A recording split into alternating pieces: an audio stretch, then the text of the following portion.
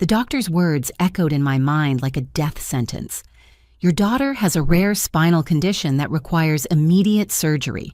Without it, she could be paralyzed within months.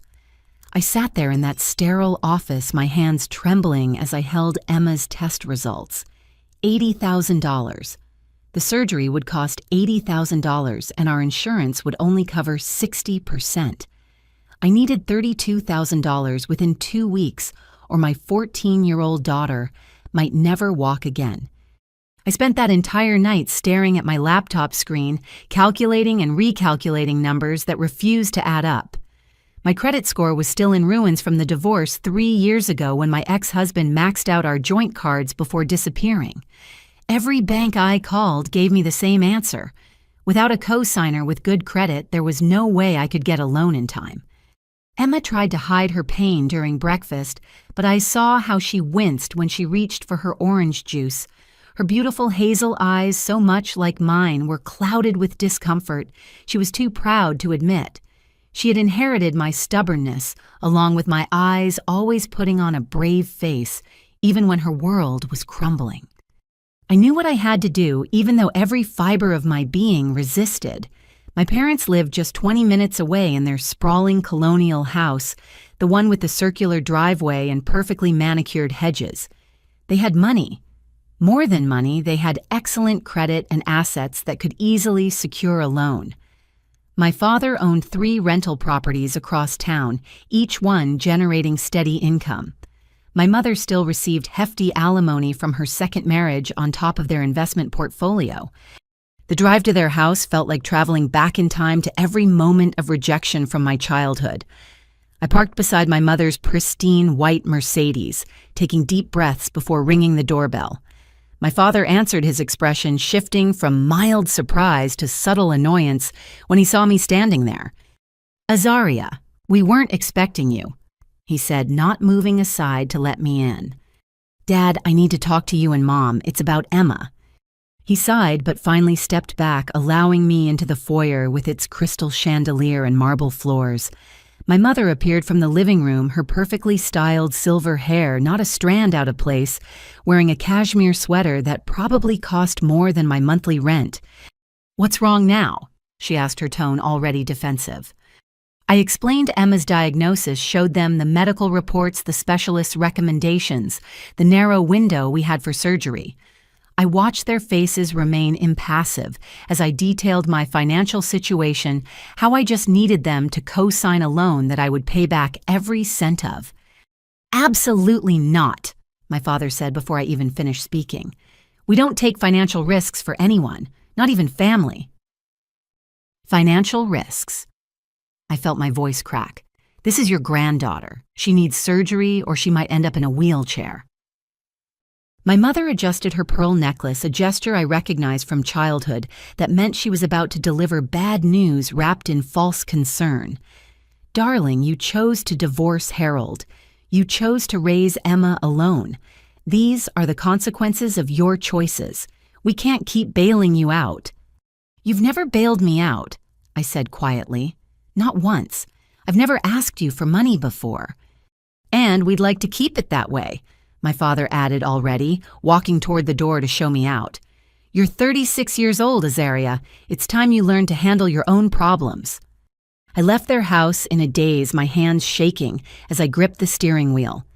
Emma was doing homework when I got home, hunched over her algebra textbook at the kitchen table. The way she shifted every few minutes trying to find a comfortable position broke my heart all over again. "How did it go with Grandma and Grandpa?" she asked, looking up hopefully. I forced a smile. "We're going to figure something else out, baby. Don't worry." That night, I couldn't sleep. I scrolled through my phone, desperate for any solution when I saw it. My mother's Facebook post uploaded just hours after rejecting my plea for help. The photo showed her and my father at the airport. Champagne glasses raised huge smiles on their faces. "First class to the Bahamas. 2 weeks of paradise with Lauren and the grandkids we adore, blessed." I zoomed in on the photo, my stomach churning.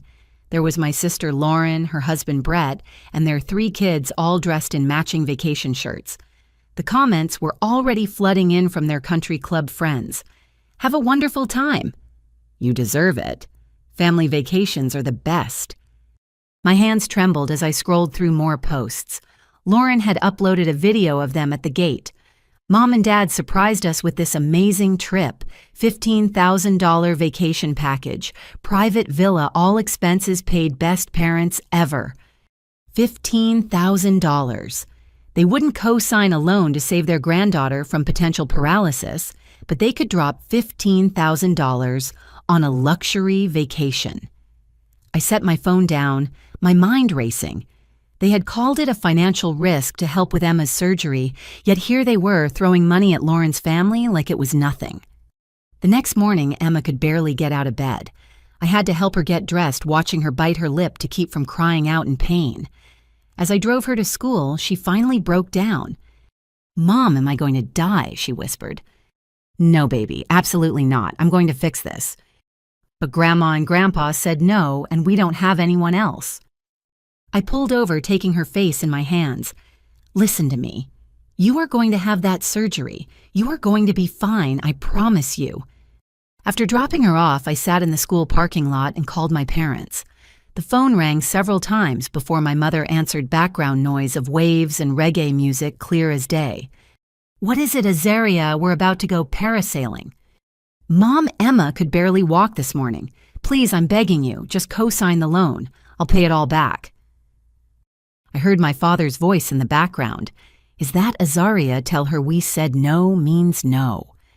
My mother sighed dramatically. "Your father's right. You need to learn responsibility. Maybe this will teach you not to make poor life choices." "Poor life choices? You mean leaving an abusive marriage?" "You always exaggerate. Harold wasn't that bad. You just didn't try hard enough. Now look where you are begging for money like some kind of—" She paused, but I knew what word she wanted to say. "Like some kind of what, Mom? We're not discussing this anymore. We're on vacation. Don't call again." She hung up. I stared at my phone, rage building in my chest. But then something strange happened. The rage transformed into something colder, more calculated. I thought about Emma's pain, about my parents' callousness, about that $15,000 vacation they were enjoying while their granddaughter suffered.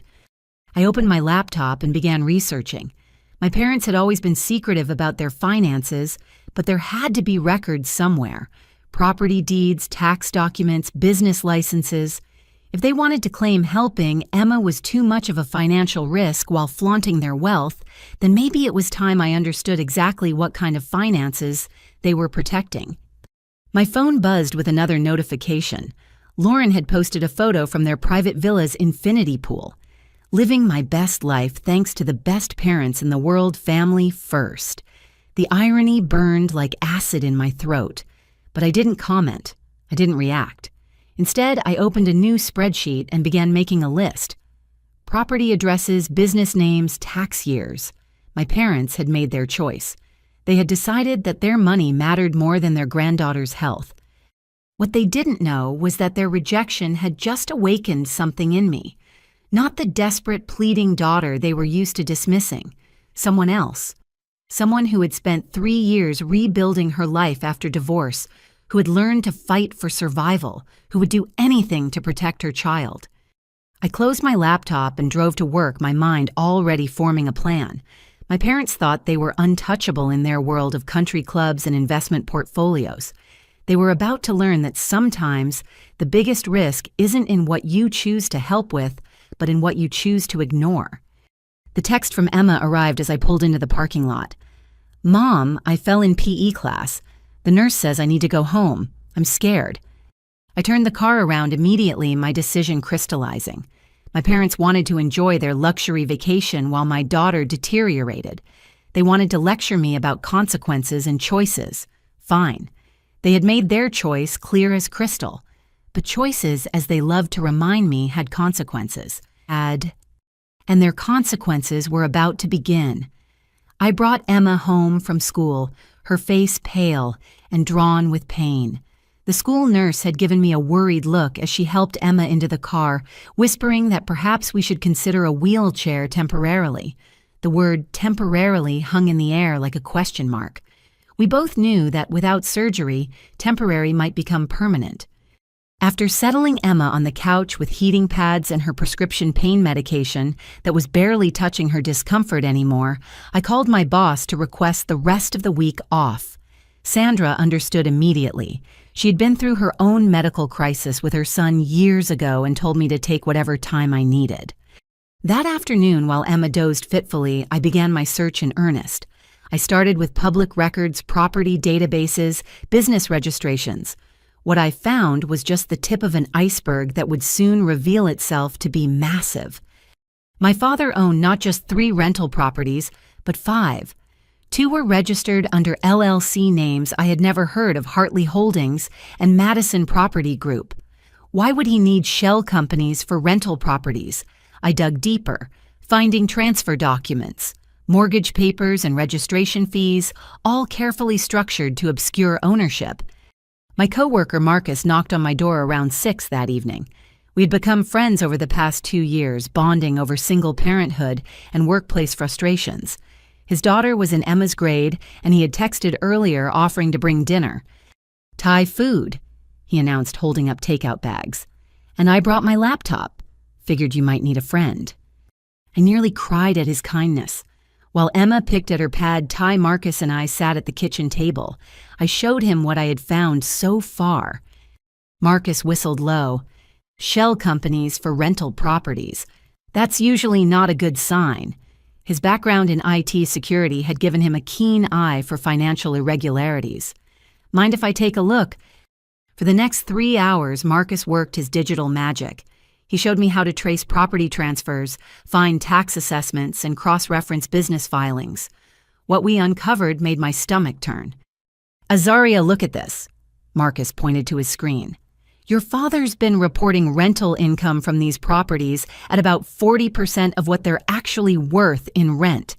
Based on comparable properties in those neighborhoods, he's underreporting by at least $15,000 per month across all 5 properties. $15,000 per month. I stared at the numbers. That's tax fraud. Major tax fraud, Marcus confirmed, and it goes back years. We're talking hundreds of thousands in unreported income. Emma called out from the living room, needing help getting to the bathroom. As I assisted her, supporting most of her weight, my resolve hardened. My parents were stealing from taxpayers while refusing to help their granddaughter walk. When I returned, Marcus had pulled up more information. There's something else. Look at these inspection records, or rather, the lack of them. These properties haven't had official inspections in over 5 years, but they're all marked as passing. That's impossible unless someone's being paid off. I finished. We spent the next 2 days documenting everything. Marcus taught me how to use special software to archive web pages, save documents, and create an unalterable digital trail. Emma's condition worsened each day, and I had to start carrying her up the stairs. She tried to joke about it, saying I was getting my workout in, but I saw the fear in her eyes. On the 3rd day, I decided to visit one of my father's rental properties. It was a rundown apartment complex on the east side of town. I knocked on doors, introducing myself as someone conducting a neighborhood survey about living conditions. What I heard made my blood boil. "The ceiling in my kid's room has been leaking for 2 years, one tenant told me. "Property manager says it's on the list, but nothing ever gets fixed." "Black mold in the bathroom," another said. "My daughter's asthma has gotten so bad since we moved in. But where else can we go? Everything else is too expensive." "Heat went out last winter for 3 weeks, an elderly man shared. "They said it was fixed on paper, but we were using space heaters the whole time. Still charged us full rent." I took photos of everything: water damage, mold, exposed wiring, broken smoke detectors. These weren't just maintenance issues. These were serious health and safety violations that were somehow passing inspection. That evening, Emma had her worst episode yet. She collapsed trying to walk to the kitchen, crying out in pain as I caught her. I called her doctor, who urged me to bring her to the emergency room. As we waited in the ER for hours, Emma sleeping against my shoulder, I used my phone to continue researching. That's when I found it.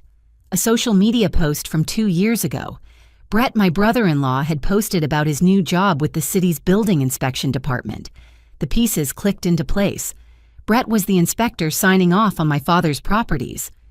The ER doctor examined Emma and increased her pain medication but pulled me aside afterward. "Mrs. Thompson, I need to be direct with you. Your daughter's condition is deteriorating rapidly. Without surgical intervention in the next week or two, we're looking at a high probability of permanent paralysis. Is there any way you can expedite the surgery?" I thought about my parents probably sipping cocktails on a beach right now. I'm working on it. Back home, I helped Emma into bed and then returned to my research. Marcus had sent me more links, more evidence. The corruption ran deep. Not only were my parents committing tax fraud and endangering tenants, but they were doing it with the help of my sister's husband. My sister, who was currently enjoying a free luxury vacation paid for with stolen money. My phone rang. Lauren. Having a wonderful time. She chirped, not bothering with a greeting. "Mom mentioned you called being all dramatic about Emma. You really need to stop trying to manipulate them with guilt." "Emma might be paralyzed, Lauren. I'm sure you're exaggerating as usual. You know, if you had stayed with Harold like Mom advised, you wouldn't be in this situation. Harold gave me a black eye the last time I saw him." Lauren laughed. Actually laughed. "Oh, please, you probably provoked him. Anyway, I have to go. We're doing a sunset cruise. Maybe try getting a better job instead of always looking for handouts." She hung up before I could respond. I stared at my phone, remembering all the times over the years that Lauren had gotten whatever she wanted from our parents. Private schools for her kids, a down payment for her house, yearly vacations, all while I was told to be more responsible. But then I noticed something in the background of her earlier photos. Financial documents on a table in the villa, partially visible. I zoomed in, enhancing the image. What I saw made everything else pale in comparison. Bank statements showing transfers. Regular monthly transfers of $5,000 from my parents to Lauren, marked as consulting fees from the property management companies. Lauren wasn't just complicit. She was on the payroll. My phone buzzed with a text from Emma. "Mom, I can't sleep. The pain is really bad. I'm scared." I went to her room, holding her while she cried. My beautiful, brave daughter who loved soccer and art and dreamed of becoming a veterinarian, who might never walk again because her grandparents valued money over her life. "I'm going to fix this baby," I whispered into her hair. "I promise you I'm going to fix everything." The next morning, I woke with a clear plan. My parents had built their wealth on lies, fraud, and the suffering of others. They had chosen greed over family, money over morality. They were enjoying their vacation, thinking themselves untouchable. But I had something they didn't expect. I had documentation. I had evidence. And I had the kind of determination that only comes from a mother watching her child suffer. Marcus arrived early with coffee and a flash drive. I've compiled everything into organized folders. Tax documents showing unreported income inspection records that don't match reality photo evidence of violations, tenant testimonials. It's all here. What do I do with it? He gave me a long look. That depends on how far you're willing to go. I thought about Emma, who could barely stand that morning, about my parents' dismissive cruelty, about tenants living in dangerous conditions, about taxpayers being cheated, about a system corrupted by greed. "As far as it takes," I said. Marcus nodded. "Then you need to start with the City Housing Authority. Report the violations anonymously. Let them discover the rest. Once that ball starts rolling, the inspections will reveal Brett's involvement," I finished. "And once they start investigating the properties, they'll look at the finances. The IRS doesn't take kindly to that level of tax evasion." I spent the rest of the day organizing the evidence, creating anonymous email accounts, and preparing my reports. Each click of the keyboard felt like a step toward justice, not just for Emma, but for every tenant living in squalor, every taxpayer being cheated, every family member deemed less worthy than money. That night, I sat by Emma's bedside as she slept, her face finally peaceful, thanks to the medication. Tomorrow, while my parents lounged on a beach, their house of cards would begin to fall. They had taught me about consequences after all. They were about to learn that lesson themselves. The next morning arrived with Emma's muffled cries of pain. I found her curled in her bed, unable to straighten her spine. The sight of my daughter trapped in her own body solidified my resolve. While I prepared her breakfast and medication, I finalized the anonymous report to the City Housing Authority. 20 pages of documentation photos and tenant statements, every violation meticulously detailed. Before hitting send, I paused. Once this email left my computer, there would be no going back. Then Emma called out, needing help to sit up, and my finger clicked the mouse without another thought. The automated response confirmed receipt. Report number HR 7782346. The first domino had been pushed. Marcus texted me around noon. Did you see the news about the city announcing surprise rental inspections? Interesting timing. I hadn't prompted that. The wheels of bureaucracy were already turning faster than expected. Emma was having a better day, able to sit at the kitchen table for lunch. We played cards while I kept my phone close, waiting. "Mom, you seem different today," Emma observed, studying her cards. "Less worried." "Just focused on getting you better, sweetheart." "I heard you typing late last night. Are you working on something for my surgery?" I reached across the table to squeeze her hand. "Something like that." The call came at 3:47. An unknown number I let go to voicemail. The message was brief and official. "This is Inspector Sarah Chen from the City Housing Authority. We've received your report regarding properties owned by Hartley Holdings. We'll be conducting emergency inspections within 72 hours.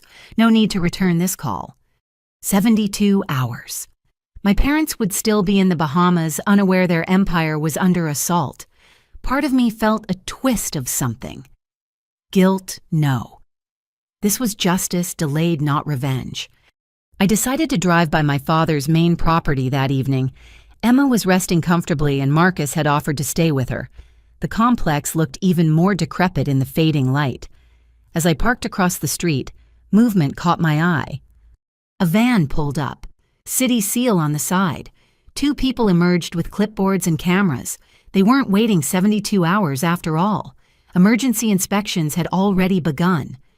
I watched them photograph the broken security gate, the overflowing dumpsters, the damaged roof visible even from the street.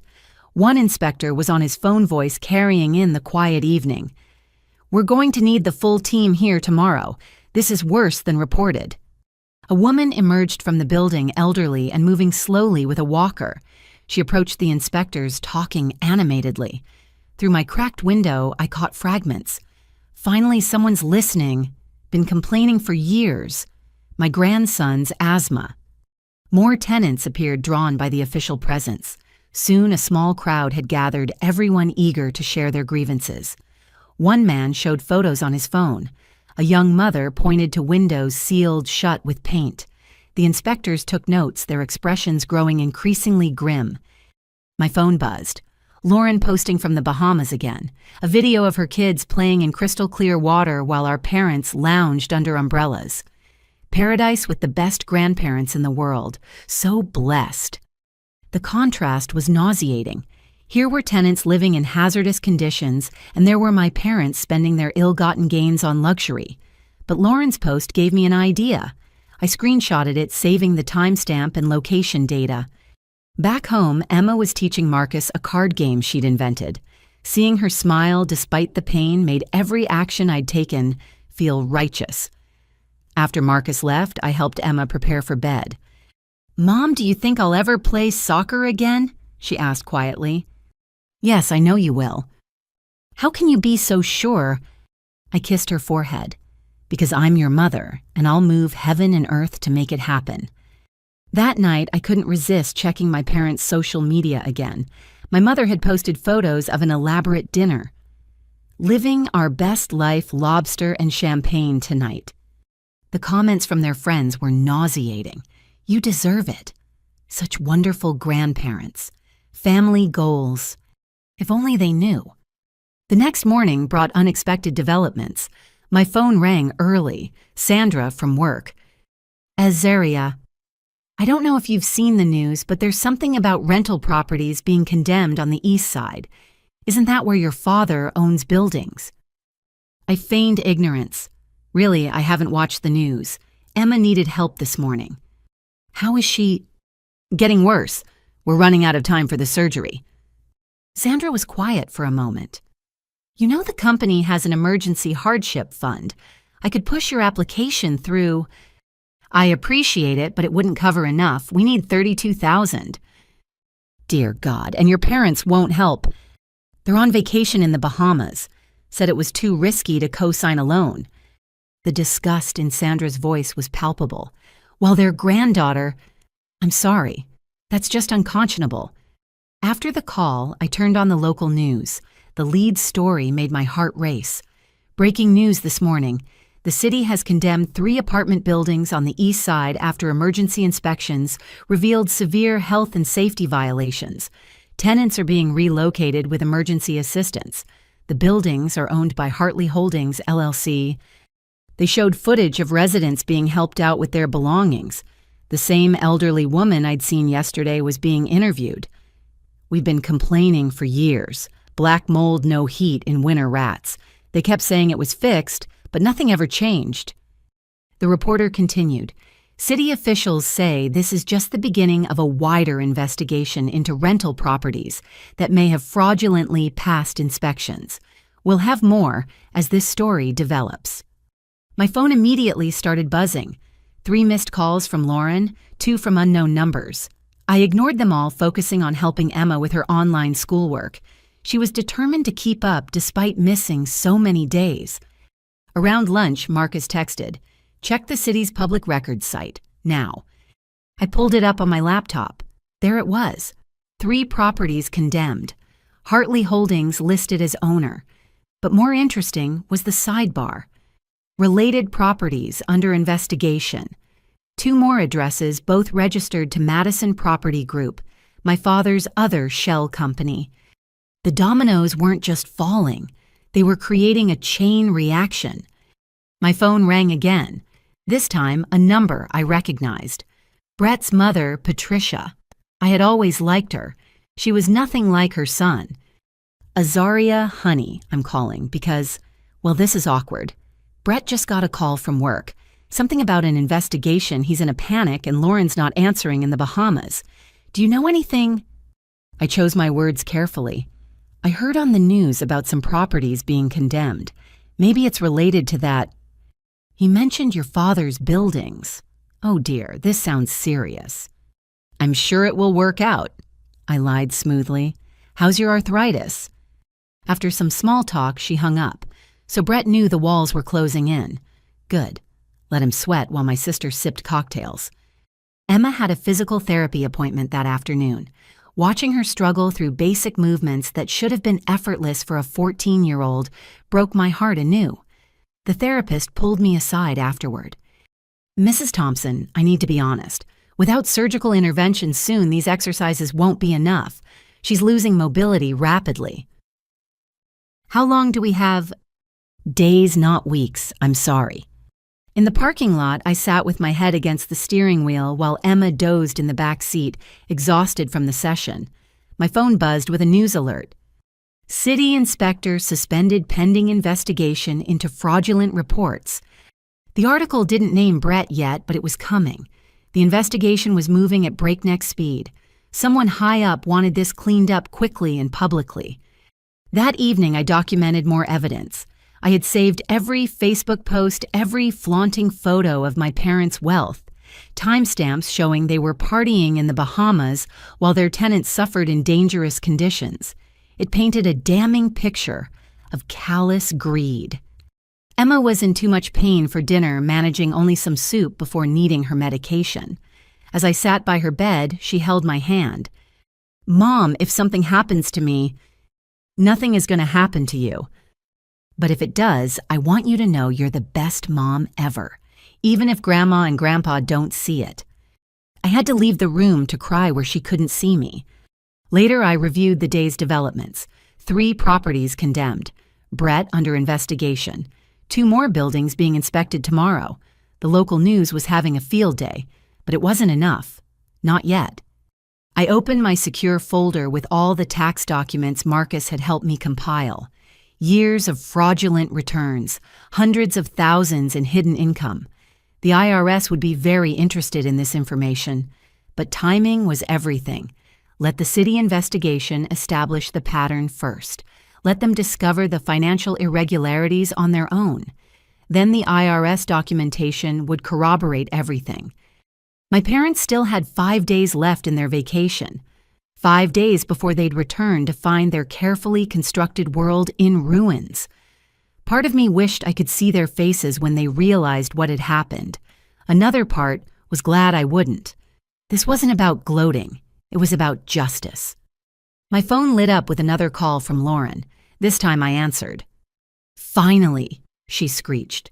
"What is going on?" Brett's mother called saying something about an investigation. "Do you know anything?" "I heard some buildings got condemned. Why would I know more than that?" "Because it's Dad's buildings. 3 of them Brett's freaking out. He says inspectors are asking questions about his reports. Maybe he should have done his job properly then." "What's that supposed to mean?" "It means if he signed off on buildings with black mold and no heat that's on him." Lauren was quiet for a moment. When she spoke again, her voice was cold. "You did this, didn't you? You reported Dad's properties." "I've been a little busy trying to keep Emma out of a wheelchair to worry about Dad's slumlord empire." "How dare you? Do you have any idea what this could mean for Brett's career? Do you have any idea what it means that Emma can't walk without help?" "That's not our fault." "No, but refusing to help when you could is. Enjoy the rest of your vacation, Lauren. It might be the last one Mom and Dad pay for." I hung up on her outraged sputtering. That night, I dreamed of dominoes, not falling but rising, each one lifting Emma a little higher until she could stand on her own again. When I woke, I knew the hardest part was still to come. But for the first time in weeks, I felt something other than despair. Hope. I woke before dawn to sirens, multiple emergency vehicles racing down our usually quiet street. Emma slept through it, thankfully her pain medication providing merciful rest. I made coffee and opened my laptop to the local news site. The headline made me set down my mug. "Major slumlord investigation expands, 5 more properties condemned overnight." All 5 were my father's. The article included photos of families being evacuated in the middle of the night due to a gas leak that could have killed them all. The reporter on scene looked shaken as she described the conditions inside. Families with young children living in apartments with exposed wiring, no working smoke detectors, and gas leaks that had been reported months ago. My phone vibrated. "Marcus, turn on Channel 7 now." The morning show was doing a special investigation segment. They'd somehow gotten hold of inspection reports going back 5 years, all signed by Brett, all showing perfect scores for buildings that were death traps. "This is systematic fraud," the investigative journalist declared. "Someone signed off on these properties knowing full well they were endangering lives. We've learned the inspector in question has been suspended and criminal charges are being considered."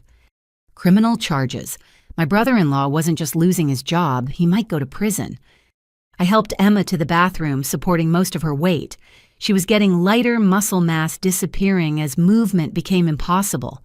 Her spirit remained strong, but her body was failing. Time was running out. After settling her back in bed with breakfast, I returned to the news. The story had exploded. City council members were calling for a complete audit of the inspection department. The mayor held an emergency press conference promising swift action. Then something unexpected happened. Other tenants started coming forward, not just from my father's properties, but from buildings across the city. The corruption was bigger than just Brett and my father. It was a network. My phone rang. "Sandra." "Azaria, I'm watching the news. Those buildings they're showing the Hartley Holdings ones. Isn't Hartley your maiden name?" "It is," I admitted. "They're my father's properties." Silence, then. "Your father owns those slums and he won't help with Emma's surgery. He's in the Bahamas right now on a $15,000 vacation with my sister's family." "Oh, honey, I'm so sorry. That's just evil." After the call, I checked social media. Lauren had stopped posting happy beach photos. The last update was from yesterday. Today, nothing. She knew. They all knew something was wrong. Around noon, a news alert popped up. FBI joins rental fraud investigation, interstate commerce violations suspected. The FBI? This had escalated beyond my wildest expectations. What I'd thought was local corruption was apparently much bigger. Emma called for me, her voice tight with pain. Time for more medication. As I helped her take the pills, she looked at me with those wise eyes. Something big is happening, isn't it? You're checking your phone constantly. Just some local news drama, nothing for you to worry about. Is it why Aunt Lauren stopped sending beach pictures? I usually get 3 a day from her. My daughter was too perceptive. Maybe her phone died. Emma smiled weakly. Mom, I'm 14, not 4. Whatever you're doing to get money for my surgery, I trust you. That evening, the local news ran a special report, the East Side slumlord crisis. How deep does it go? They interviewed tenant after tenant, stories of sick children, elderly people without heat, families paying rent for uninhabitable conditions. Then they showed the property owner's records. My father's photo appeared on screen. Richard Hartley owns 5 of the condemned properties through shell companies. Public records show the buildings generated over $2 million in rental income last year, yet city records indicate minimal maintenance spending. We've been unable to reach Mr. Hartley for comment. Unable to reach him because he was on a beach in the Bahamas, but that was about to change. My phone rang, an unknown local number. Is this Azaria Thompson? The voice was professional clipped. Yes. This is Special Agent Diana Martinez with the FBI. We're investigating the Hartley Holdings properties. Our records indicate you're Richard Hartley's daughter. Would you be willing to speak with us? My heart pounded. About what specifically? We have reason to believe the rental fraud is connected to larger financial crimes. Any information about your father's business practices would be helpful. I'd need to think about it. Of course. Here's my direct line. Please call if you decide to cooperate. Time is of the essence. After she hung up, I sat in silence. The FBI wanted to talk to me. This was beyond what I'd planned. But then I heard Emma crying out in pain from her room, and my hesitation evaporated. I spent the evening organizing every piece of financial evidence Marcus and I had gathered. Tax documents showing unreported income, bank transfers to offshore accounts, years of systematic fraud totaling hundreds of thousands, possibly millions. Marcus came by after dinner with his daughter Jade, who was one of Emma's best friends. While the girls watched a movie in Emma's room, Jade helping her friend get comfortable, Marcus and I talked in the kitchen. The FBI, he whistled low. This is serious, Azaria. I know, but what choice do I have? Emma's running out of time. What about your parents? They'll know it was you if you talk to the FBI. They made their choice. They chose money over their granddaughter's life. Marcus studied me. You're not going to stop, are you? Not until they pay for everything. Would you if it was Jade? I'd burn the world down, he admitted. Just be careful. People like your parents, they don't go down without a fight. After they left, I helped Emma get ready for bed. She could no longer shower alone, needing me to hold her upright. My athletic, independent daughter reduced to this, all while her grandparents drank champagne on a beach. That night, I made my decision.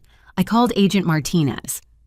I'll talk to you, I said when she answered, but I need something in writing about protection for my daughter and me. We can arrange that. Can you come in tomorrow?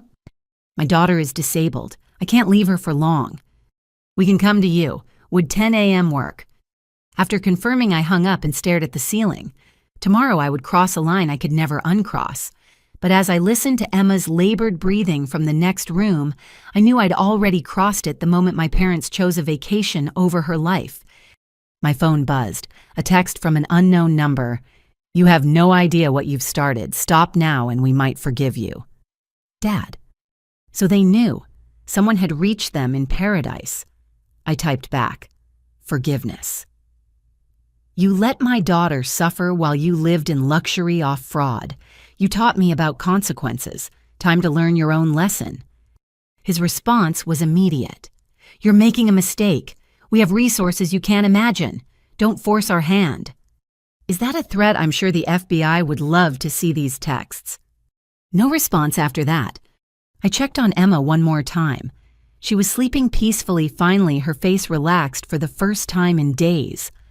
On her nightstand was a photo of our family from years ago, before the divorce, before the diagnosis, when my parents still pretended to care. Tomorrow, their house of cards would collapse completely. The city had taken their properties. The FBI would take their freedom. And somewhere in the Bahamas, they were probably pacing a luxury villa, making frantic calls to lawyers who couldn't help them. The text from my father proved they were scared. Good. They should know how it felt to be powerless, to watch everything slip away, to face consequences they couldn't buy their way out of. I fell asleep thinking about dominoes. Not falling anymore, but fallen. And in the rubble space for something new to grow. Something built on truth instead of lies. Love instead of greed. Emma would have her surgery. One way or another, I would make sure of that, even if I had to tear down everything my parents had built to do it. The FBI agents arrived at exactly 10 a.m. Agent Diana Martinez was younger than her voice suggested, sharp-featured with intelligent brown eyes. Her partner, Agent James Chen, had the quiet demeanor of someone who noticed everything. Emma was having a good morning, able to sit at the kitchen table with us. I told her they were insurance investigators. She offered them cookies she'd helped me bake the night before, charming them with her resilience, despite obvious pain. "Thank you for meeting with us, Ms. Thompson," Agent Martinez began after Emma returned to her room. "What we're about to discuss is part of an ongoing federal investigation. Are you comfortable proceeding?" I pushed the stack of organized documents across the table. "I've been expecting you." They exchanged glances as they began reviewing the papers: tax returns, bank statements, property transfers, shell company documentation, years of meticulous fraud laid out in black and white. Agent Chen's eyebrows rose progressively higher as he flipped through pages. "How did you compile all this?" he asked. "Public records, mostly. Some creative searching. I had help from a friend who understands financial systems. This shows systematic tax evasion going back 7 years, Agent Martinez said. We're looking at unreported income exceeding $800,000. That's just what I could document. The real number is probably higher. Why come forward now?" Agent Chen's tone was neutral, but his eyes were calculating. I gestured toward Emma's room. "My daughter needs surgery that costs $80,000. Insurance covers 60%. I asked my parents to co-sign a loan for the rest. They said it was too much of a financial risk, then left for a $15,000 vacation in the Bahamas. And you decided to report them." "I decided to tell the truth. They're stealing from taxpayers while letting their granddaughter face paralysis. Someone should know." Agent Martinez pulled out a tablet. "We've been building a case against several property owners in the city. Your father's name kept coming up, but we lacked concrete evidence of the financial crimes. This," she gestured to my documents, "fills in significant gaps." "What happens now?" "We'll need to verify everything, but based on preliminary review, we'll be seeking warrants to freeze assets and access additional records. The IRS will pursue criminal charges for tax evasion.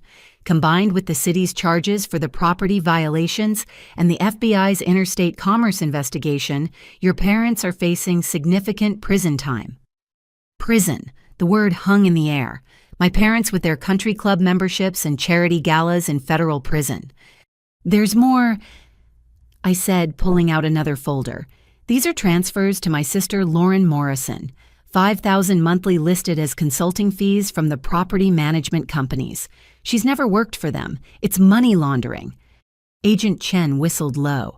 "Your sister is involved too. Her husband Brett is the city inspector who signed off on the fraudulent reports. They're all connected."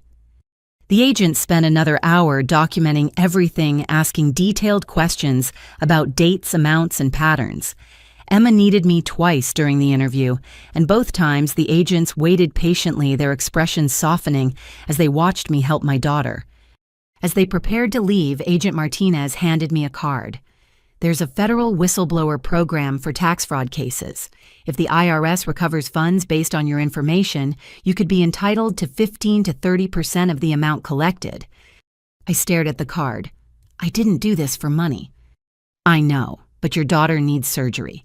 If your information leads to recovery of $800,000 in unpaid taxes, that's potentially $120,000 to you, legally, ethically. No one could fault you for claiming it. After they left, I sat in stunned silence. $120,000, more than enough for Emma's surgery and her future medical needs. Justice and salvation wrapped in one package. I helped Emma with her physical therapy exercises, gentle movements that still caused her agony. As she rested afterward, I opened my laptop to check the news. The story had exploded nationally. FBI raids city inspector's home in massive rental fraud scandal. Photos showed agents carrying boxes from Brett and Lauren's house. Lauren's face was visible in one shot, mascara running her perfect suburban housewife image shattered.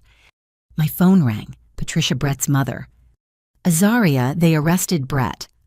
The FBI came this morning and took him away in handcuffs. In front of the children, I'm sorry the kids had to see that. I said, meaning it. They were innocent in this. Lauren's hysterical. She says they froze their bank accounts. How will they pay for lawyers? I don't know, Patricia. I'm dealing with my own crisis here. Yes, of course. How is Emma? Getting worse every day. We're running out of time. Patricia was quiet for a moment. Your parents really wouldn't help. They're in the Bahamas spending $15,000 on a vacation. Dear Lord, I didn't raise Brett to be part of something like this, Azaria. I swear I didn't know. I believed her.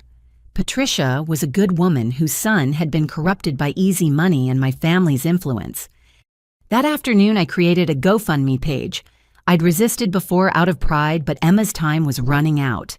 I wrote our story simply and honestly. Daughter needs surgery. Insurance covers partial. Family refused to help. Every dollar brings us closer to saving her mobility. I included photos of Emma from before playing soccer painting in art class, laughing with friends. Then one from yesterday, unable to stand without support. The visual impact was devastating. Within an hour, the first donation came in.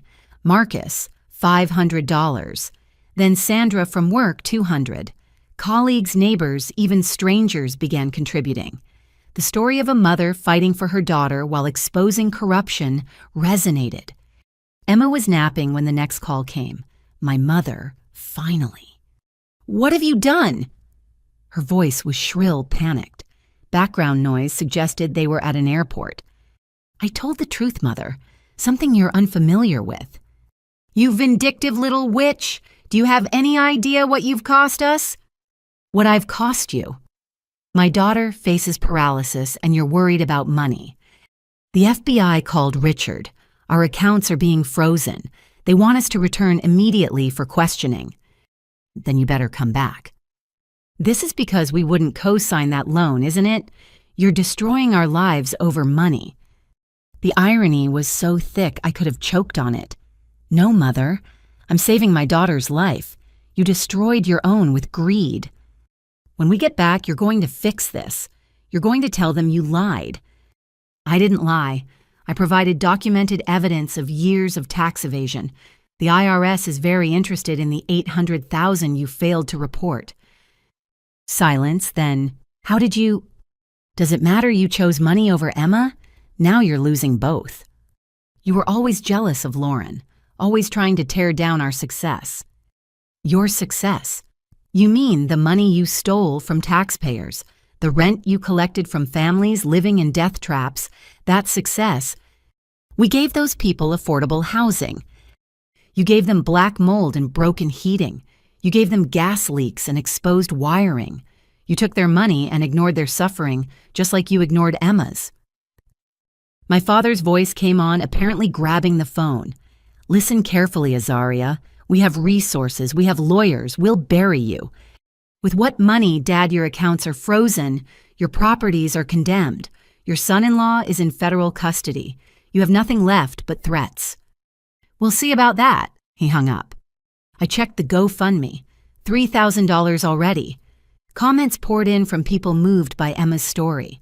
Someone shared it on social media and it began spreading. That evening, a local news station called. They wanted to interview me about the scandal, particularly the human impact.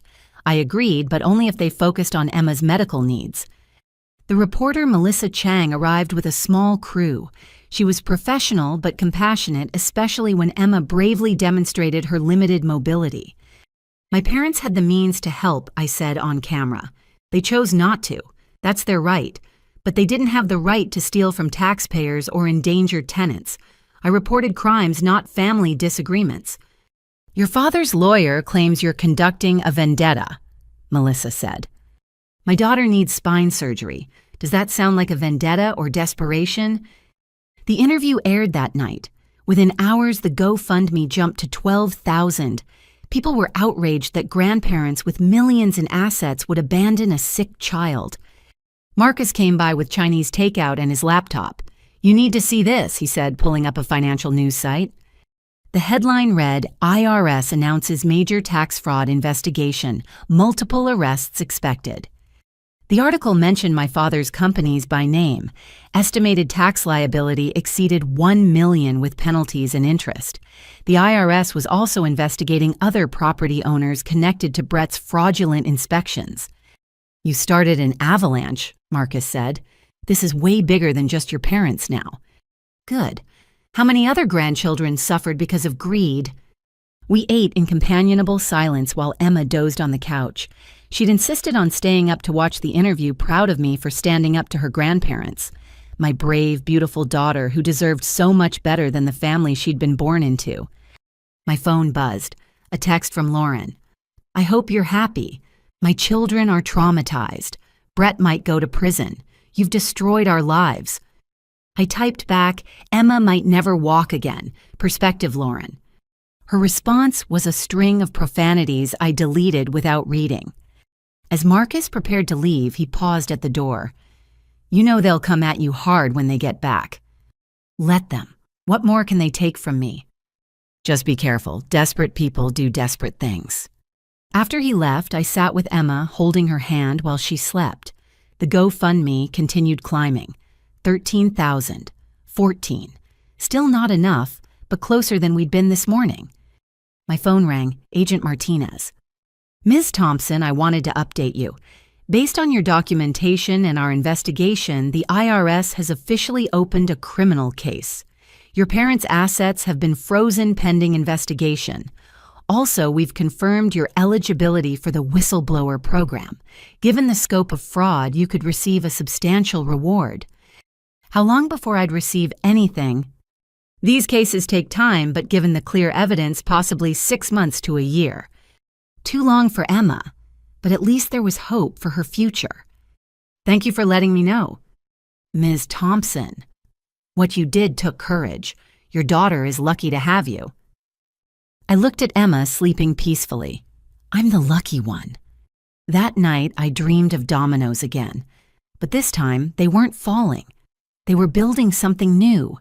Each piece carefully placed, creating a structure strong enough to support Emma's future. Built on truth, not lies. Justice, not greed.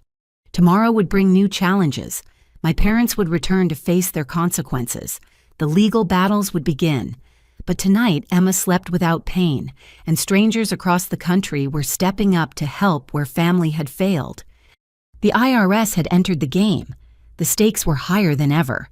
But for the first time since Emma's diagnosis, I felt like we might actually win. My parents' flight landed at 6:43 a.m. I knew because Lauren called me screaming at 6:44. They were met by FBI agents at the gate. She shrieked. Escorted off like criminals. The shame of it, are you satisfied? Is Emma walking again? Then no, I'm not satisfied. Brett's in federal detention. My children are asking why Daddy can't come home. How do I explain that their aunt destroyed our family? Try the truth. Their father took bribes to endanger people's lives. Their grandparents stole from taxpayers. You laundered money, or keep lying. Your choice. That money was consulting fees. For what consulting Lauren name one day you worked for Dad's companies? Silence. Then I helped with administrative tasks. Name one. More silence. That's what I thought.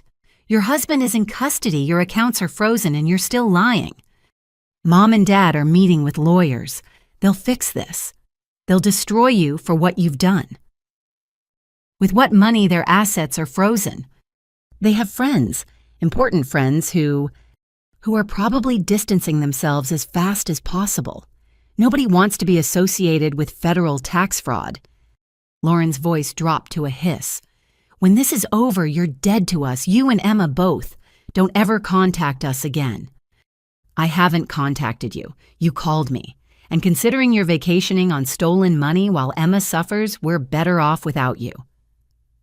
She hung up. I helped Emma eat breakfast, each movement carefully supported. The GoFundMe had reached $18,000 overnight. Still short, but hope was building. My phone buzzed with a news alert. Breaking property owners. Richard and Margaret Hartley, arrested on federal charges. The accompanying photo showed my parents in handcuffs being led into the federal building. My mother's perfect hair was disheveled, my father's expression stunned.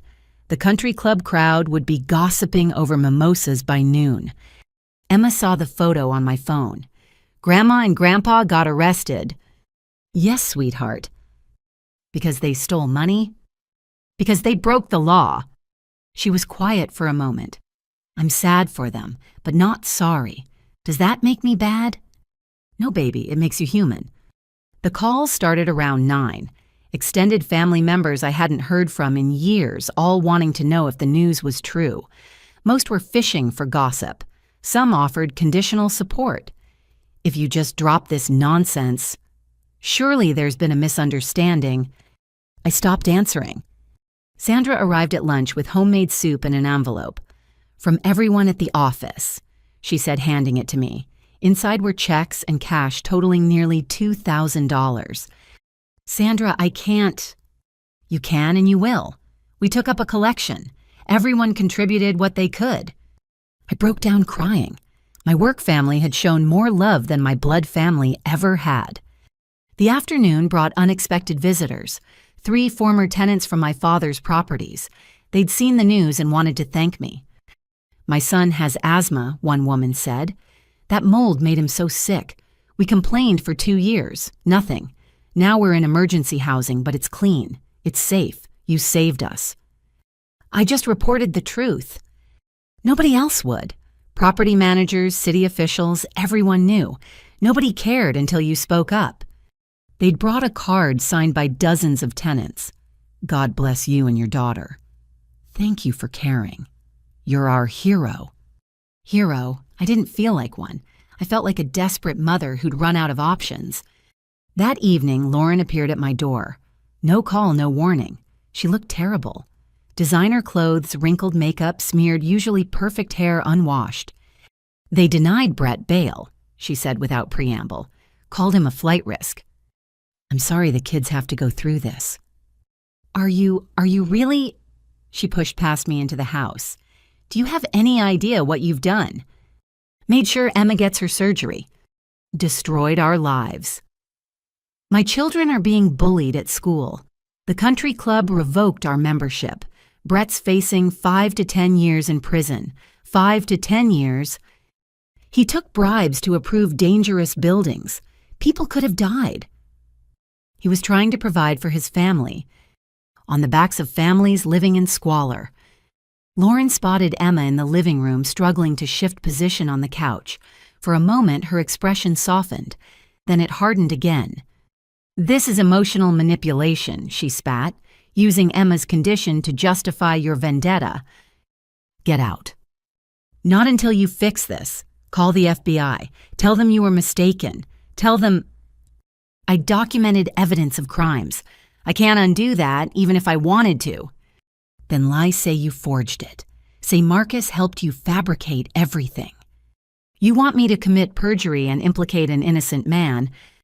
I want my life back. Emma spoke from the couch. Aunt Lauren, why didn't you want me to have surgery? Lauren froze. Emma continued, her young voice steady. You went on vacation instead of helping me. Now you want Mom to lie so you can keep the money? Why am I worth less than money? You don't understand, sweetie. Adult matters are complicated. I understand my spine is breaking and you don't care. Lauren's face crumpled. For a moment, I saw my sister. Not the entitled woman she'd become, but the girl who used to braid my hair and share secrets. Then the moment passed. "This is your fault," she told me. "You poisoned her against us." "No, Lauren, you poisoned yourselves with greed. Please leave." "Mom and Dad will never forgive you. When they get out, they'll make your life hell." "They already did that by choosing money over their granddaughter. I survived. I'll survive whatever comes next." She stormed out, slamming the door. Emma winced at the sound. "I'm sorry you had to hear that, baby." "She's scared," Emma observed. "Scared people say mean things." My wise, compassionate daughter. Even in pain, she sought understanding. The news that night led with my parents' arraignment. They'd been denied bail deemed flight risks due to offshore accounts investigators had discovered. The judge cited the severity of the charges and the ongoing investigation. The reporter interviewed legal experts. This level of systematic tax evasion typically results in significant prison time. We're looking at potential sentences of 15 to 20 years. 20 years. My parents were in their 60s. 20 years might be the rest of their lives. My phone rang, a number I didn't recognize. "Azaria, this is Charles Pemberton, your parents' attorney." "What do you want?" "To discuss resolution. Your parents are willing to make a substantial donation to Emma's medical fund if you provide a statement to authorities minimizing their involvement." Minimizing, they orchestrated everything. They're prepared to transfer $50,000 immediately. More than enough for the surgery. I looked at Emma dozing fitfully on the couch. $50,000 would solve everything. All I had to do was lie. "No." "I'm sorry." They could have co-signed a loan. They could have helped when I begged. They chose not to. Now they want to buy my silence. No. "You're being emotional. Think of your daughter." "I am. I'm teaching her that truth matters, that justice matters, that you can't buy your way out of consequences." "This offer expires when I hang up." "Then it expires." He hung up. I sat in the dark living room second-guessing myself. 50,000, Emma's surgery guaranteed. Had pride made me refuse? No, not pride, principle. The same principle that made me report them in the first place. My parents had spent their lives believing money could fix anything, buy anyone. I wouldn't prove them right. The GoFundMe alert chimed. Someone had donated $5,000. The message read, "From one parent to another. Stay strong." Anonymous, but the timing felt like validation from the universe. I curled up next to Emma on the couch, careful not to jostle her spine. She stirred, reaching for my hand. "Love you, Mom." "Love you too, baby, more than all the stars." "That's a lot of love." "Not nearly enough for what you deserve." We fell asleep there holding hands, mother and daughter against the world. In the morning, we'd face new battles. Lauren would escalate her attacks. My parents would plot from jail. The legal system would grind slowly forward. But tonight we had each other. We had truth. We had the kindness of strangers and coworkers. We had principles that couldn't be bought or sold. The family had fractured possibly beyond repair, but from the pieces I was building something new, something stronger, something based on love instead of money, integrity instead of greed. The GoFundMe clicked over to $23,000 as I drifted off. Still short, but climbing. Each donation a vote of confidence, a small act of rebellion against a system that valued wealth over health. Emma murmured in her sleep, her hand tightening on mine. Whatever came next, we'd face it together. The family we'd been born into had failed us. But the family we were choosing, building, creating from scratch. That family would be worthy of her. The call from Melissa Chang came at 7 a.m. "Azaria, have you seen the Washington Post?" I hadn't. Emma had experienced a rough night and I'd spent it holding her while she fought through pain that medication barely touched. I pulled up the article on my phone while making Emma's breakfast. The grandmother who chose greed over grace. A family's betrayal exposes massive fraud ring. The article was devastating. Melissa had connected with the national reporter, providing background that painted a complete picture. My parents' mugshots accompanied quotes from tenants' tax experts and child welfare advocates. But what made my hands shake was the sidebar Emma's GoFundMe link and her story. By the time I finished reading, my phone was buzzing nonstop. Reporters from NBC, CNN, Fox, everyone wanted interviews. The GoFundMe had jumped to $41,000 overnight. "Mom, what's happening?" Emma asked, noticing my shocked expression. "People are helping, baby. Lots of people." The doorbell rang. Marcus stood there with coffee in his laptop. "You've gone viral. Twitter, Facebook, TikTok. Everyone's sharing Emma's story." He showed me the social media explosion. Justice for Emma was trending. People shared their own stories of family betrayal, medical bankruptcies, struggling with sick children. A TikToker with millions of followers had made a video that already had 2 million views. The grandparents refused to co-sign a loan, then spent $15,000 on vacation, while this baby girl can't walk. Absolutely not. Here's the GoFundMe. Let's show her what real family looks like. My phone rang. Melissa Chang. "Azaria, Good Morning America wants to interview you. Today. They'll send a crew to your house." "I don't know. Emma's having a bad day." They want to focus on the human story. Your fight for Emma. It could push the GoFundMe over the top. I looked at Emma, pale but determined. She nodded. "Do it, Mom. Maybe other kids like me need help, too." The crew arrived at noon. The producer, Janet, was kind and professional. She spent time with Emma, first letting her get comfortable. They set up in our modest living room, careful not to disrupt Emma's needed rest position. The host, David Muir, connected via satellite. His first question was gentle. "Azaria, tell us about Emma." I talked about my daughter, her love of soccer and art, her dreams of becoming a veterinarian, her courage facing a terrifying diagnosis. The camera captured Emma sketching in her bed, her hands still steady even as her spine betrayed her. "Your parents had the means to help. They own multiple properties. They just returned from a $15,000 vacation. Yes, they had means." "Why do you think they refused?" "You'd have to ask them. All I know is my daughter needed help and they chose not to provide it." "Some claim you reported their financial crimes as revenge." "I reported crimes because they were crimes. People lived in dangerous conditions. Taxes went unpaid while public services suffered. My personal situation made me aware of it, but the crimes existed regardless." David asked Emma questions too. She answered with poise that made me proud. "What would you say to your grandparents if they were watching?" Emma thought carefully. "I hope they find peace, and I hope they learn that love matters more than money. And to the people helping you." Her smile lit up the room despite her pain. "Thank you for being my family when my real family wouldn't." I had to turn away to hide my tears. The interview aired that evening. Before it ended, the GoFundMe hit $60,000, then $70,000, then $80,000. By midnight, we'd exceeded our goal, reaching $93,000.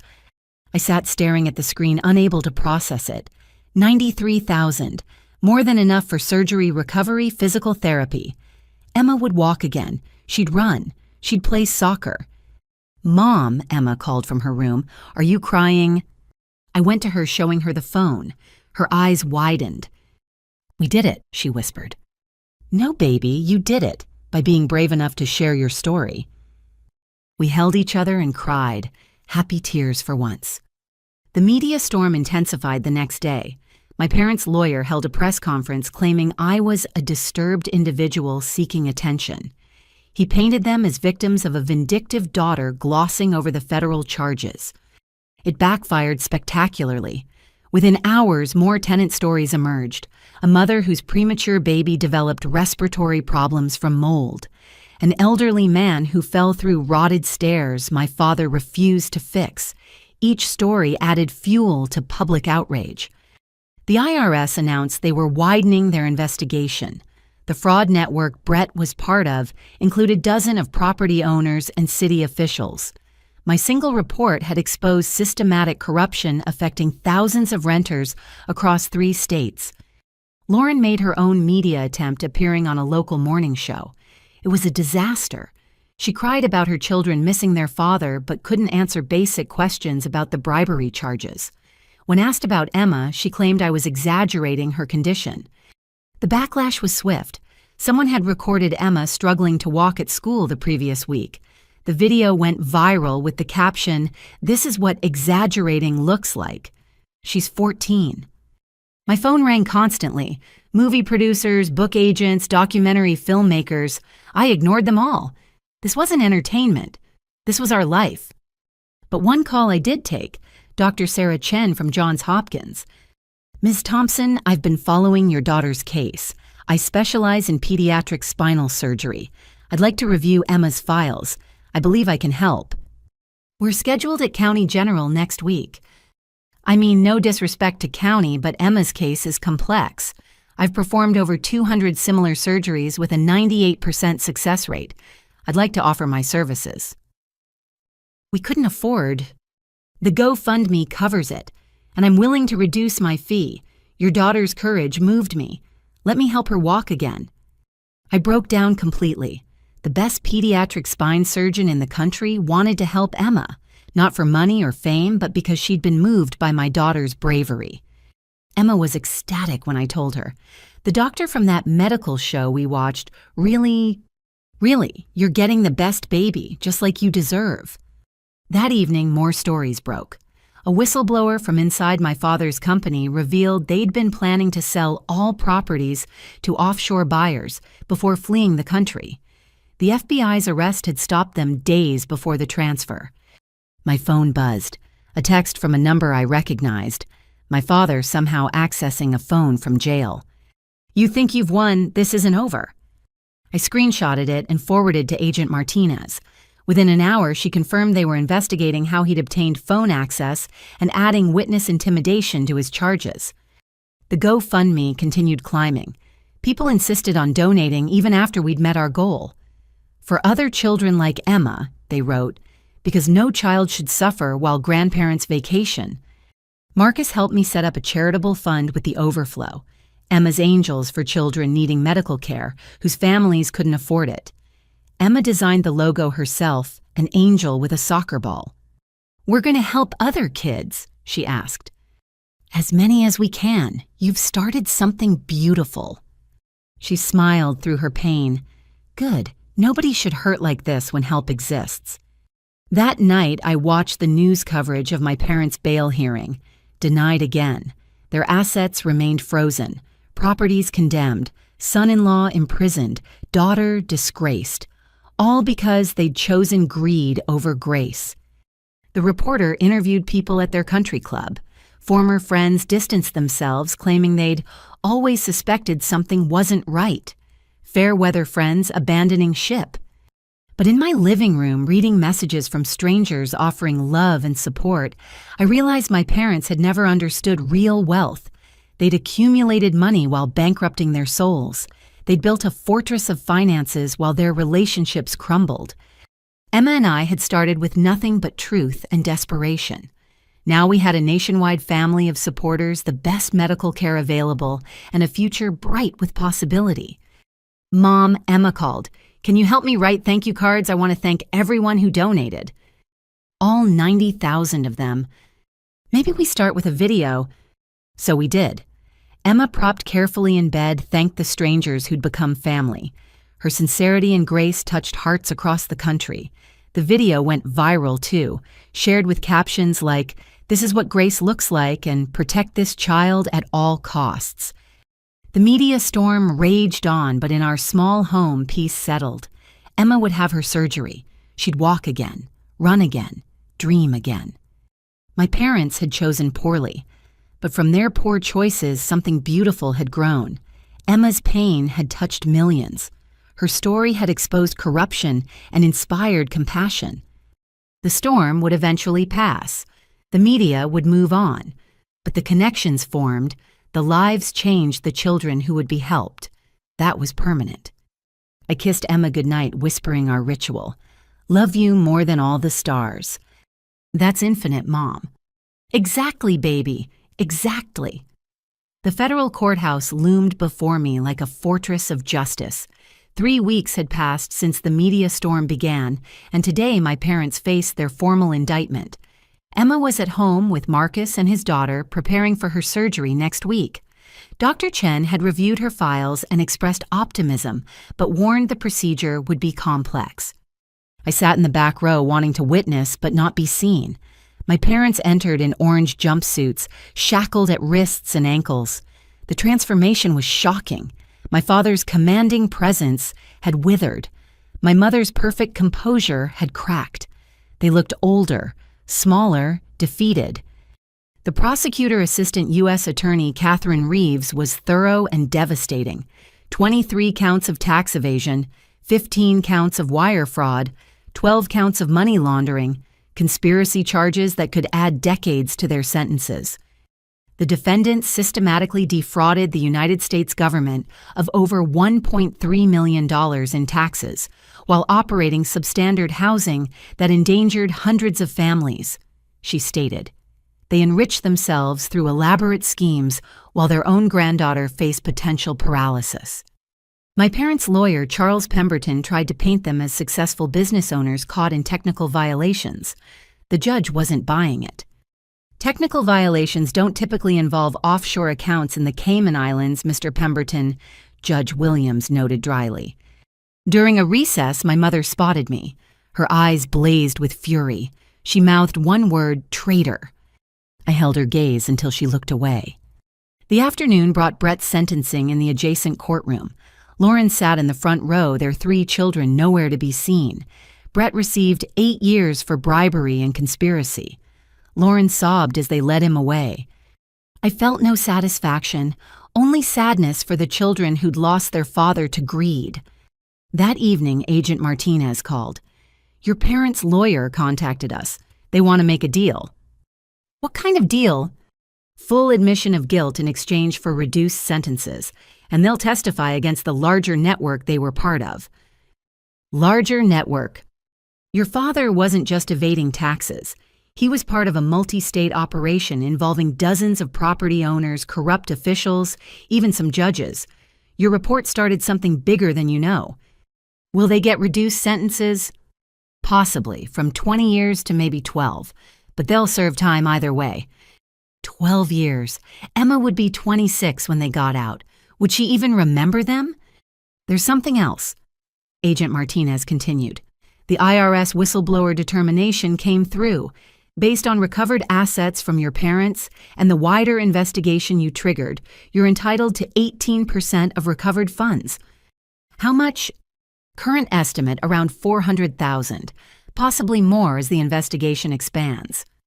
I sat down hard. $400,000.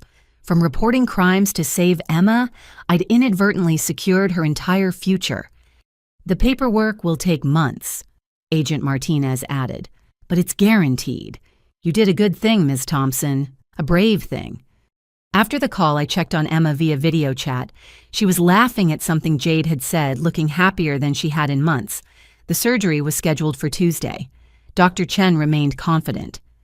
My phone buzzed. Lauren texting from a number I didn't recognize. Brett's gone. 8 years. My children cry every night. I have no money for lawyers or bills. Are you happy now? I started to ignore it, then stopped. Despite everything, those children were innocent. I'm starting a fund for children affected by their parents' crimes. Your kids can be the first beneficiaries. College funds, therapy, whatever they need. I don't want your charity. It's not charity, it's justice. Those kids didn't choose their parents' actions. A long pause. Then, why would you help us? Because Emma taught me that grace matters more than grudges. The fund will be managed by a trust. You won't have to deal with me directly. No response, but I knew she'd accept eventually. Pride was a luxury she could no longer afford. The next morning brought more revelations. The FBI announced 37 additional arrests across 4 states. The corruption network included building inspectors, city councilors, even 2 state representatives. My single report had toppled an empire of graft. Emma watched the news with me, her expression thoughtful. "Did you know it would get this big?" she asked. "No, baby, I just wanted you to walk again. But now lots of people will have safer homes." "Yes." Then my pain meant something. It helped people. I hugged her carefully. My 14-year-old daughter finding meaning in suffering while adults had caused it through selfishness. Dr. Chen called with final pre-surgery instructions. Emma's attitude is remarkable. Positive outlook significantly impacts recovery. She's going to do wonderfully. She's the strongest person I know. She gets it from somewhere, Dr. Chen said warmly. That afternoon, my parents' lawyer called. "My clients wish to speak with you." "No."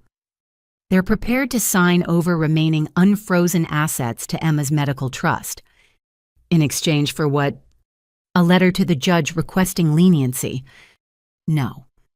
"You won't even consider it." Mr. Pemberton, they had every opportunity to help Emma voluntarily. They chose not to. Now they want to buy forgiveness. No. You're being vindictive. I'm being consistent. Actions have consequences.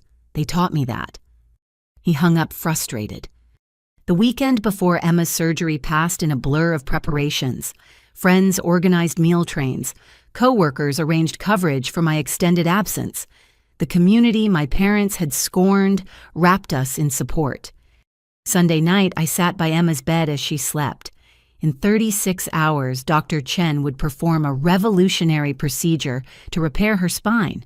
Success meant full recovery. Failure meant... I couldn't think about failure. My phone lit up with a news alert. Breaking property mogul. Richard Hartley admits guilt, agrees to testify against co-conspirators. So they'd taken the deal.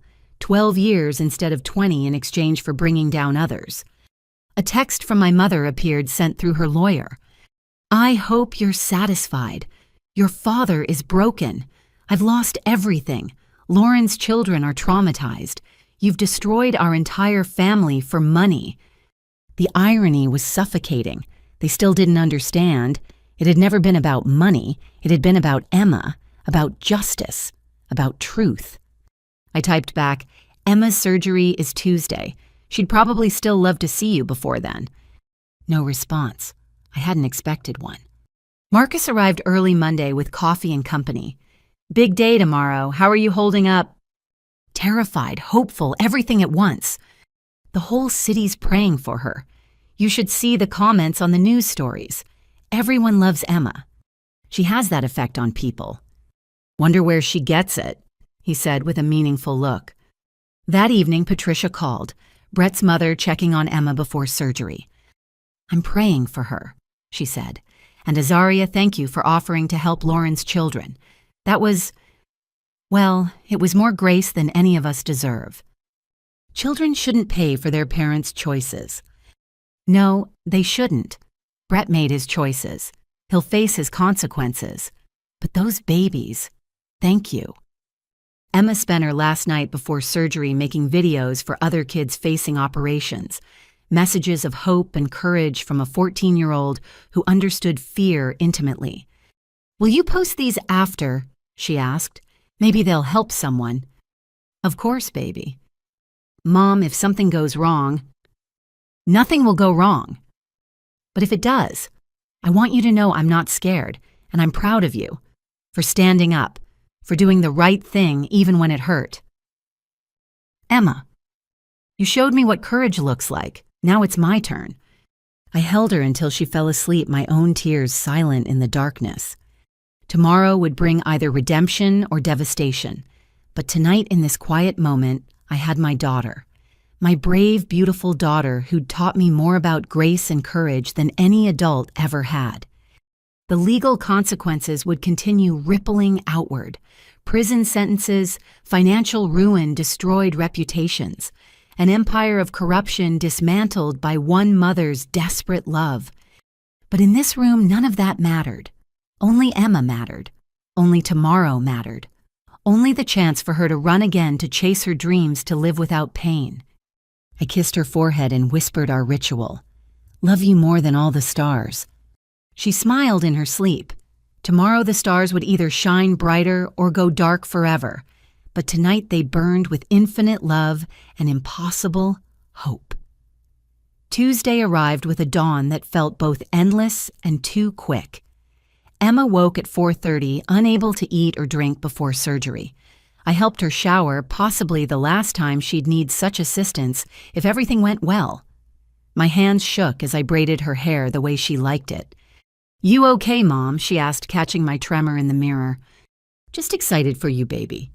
Dr. Chen is the best right. She's done this hundreds of times. 214 times with 98% success. Emma grinned. "I like those odds." Marcus arrived at 5 to drive us. His presence steadied me. Emma chatted with him about everything except the surgery, her nervous energy filling the car. The hospital loomed ahead, its lights beginning to pierce the pre-dawn darkness. Dr. Chen met us in pre-op radiating calm confidence. "Ready, Emma." "Ready to run again." "That's my goal too. The imaging looks promising.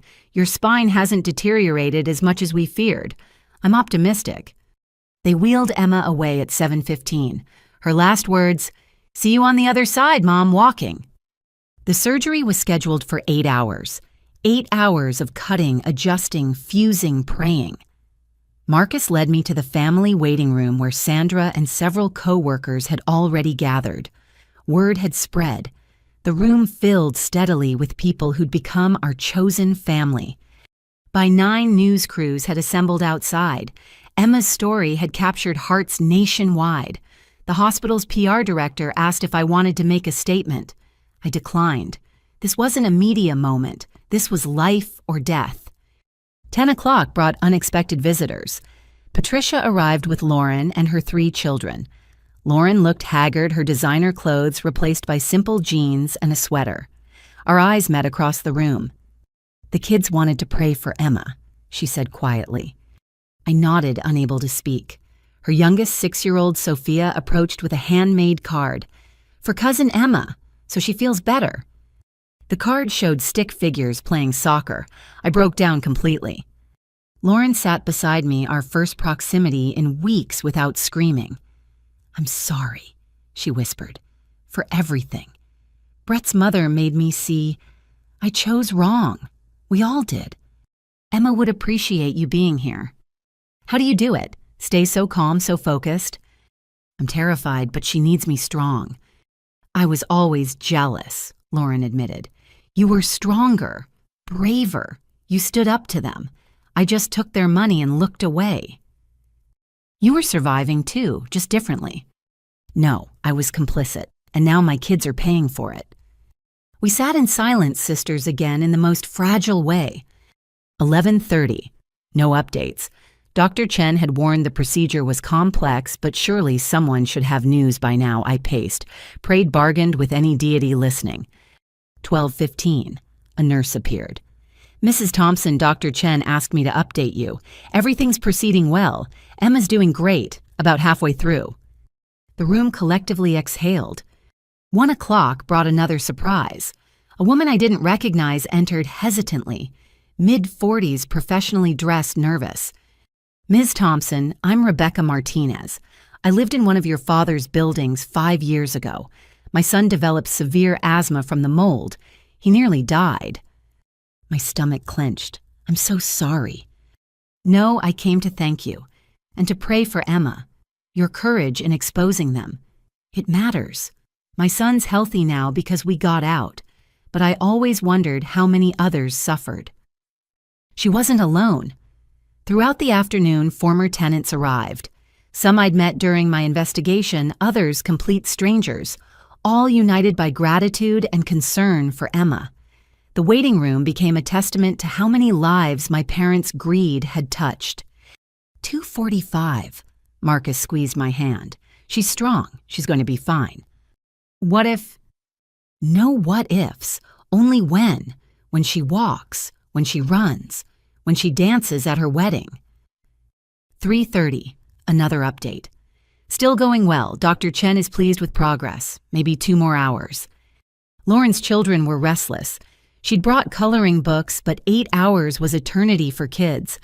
I found myself sitting with them, helping color telling stories. Normalcy in the midst of crisis. "Aunt Zara," Sophia asked, "will Emma really walk again?" "That's the plan." "Daddy can't walk, he's in jail." Lauren flinched. I touched her shoulder. "Your daddy will walk again. He just has to stay somewhere else for a while. Because he did bad things." Children's honesty was brutal. Because he made mistakes. Everyone makes mistakes. What matters is learning from them. 4:15. My phone buzzed with messages from around the country. Churches holding prayer circles, strangers lighting candles. The GoFundMe comments section had become a prayer wall. "Whatever happens," Marcus said, reading over my shoulder, "you've created something beautiful here. Community from crisis. I just want my daughter whole." She already is. This is just fixing the outside to match the inside. 5 o'clock. The room had filled beyond capacity. Hospital staff brought extra chairs. Someone ordered pizza, though I couldn't eat. My parents' former tenants sat beside my co-workers. Lauren's children played with Marcus's daughter. Boundaries dissolved in shared hope. 5:45. Movement in the hallway. Dr. Chen appeared still in surgical scrubs. The room fell silent. She pulled down her mask, revealing a smile. The surgery was successful. More successful than I even hoped. Emma did beautifully. The room erupted. Tears, cheers, hugs from strangers. I couldn't stand, couldn't breathe, couldn't do anything but sob with relief. "When can I see her?" "She's in recovery. Another hour before she's moved to ICU. I need to warn you, she'll be heavily sedated for at least 24 hours.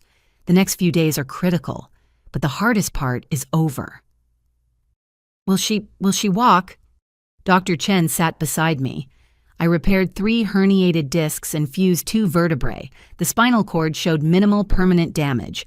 With proper therapy, I expect full recovery. She'll run again, Ms. Thompson. I promise you that. I hugged her probably inappropriately, but she returned it warmly. This woman had given my daughter back her future. The room slowly emptied as people headed home, each stopping to offer congratulations. Lauren lingered with her children. "Can we see her when she wakes up?"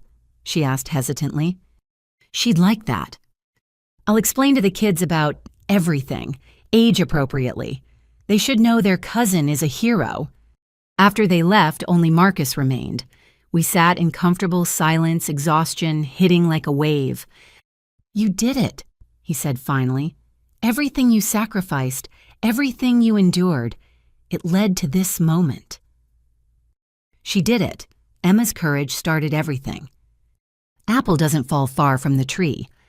7 o'clock. Finally allowed into recovery. Emma lay still, looking impossibly small among the machines and monitors, but her color was good. Her breathing steady, alive, whole, healing. I held her hand, careful of the IV lines. "Hi, baby. Surgery's over. You did amazing. Dr. Chen says you'll run again."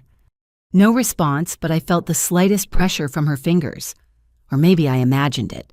Either way, I kept talking, about everyone who'd come, about the prayers from strangers, about the bright future waiting.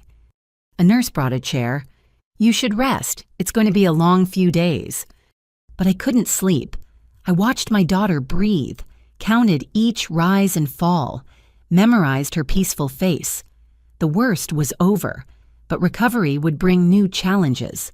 Pain management, physical therapy, learning to walk again. My phone lit up with a message from Agent Martinez. "Heard the good news. Your parents' sentence hearing is next week. Thought you should know." Next week, my parents would learn their fate. But tonight, their judgment didn't matter. Only Emma mattered. Only her steady breathing and the miracle of modern medicine and the promise of tomorrow.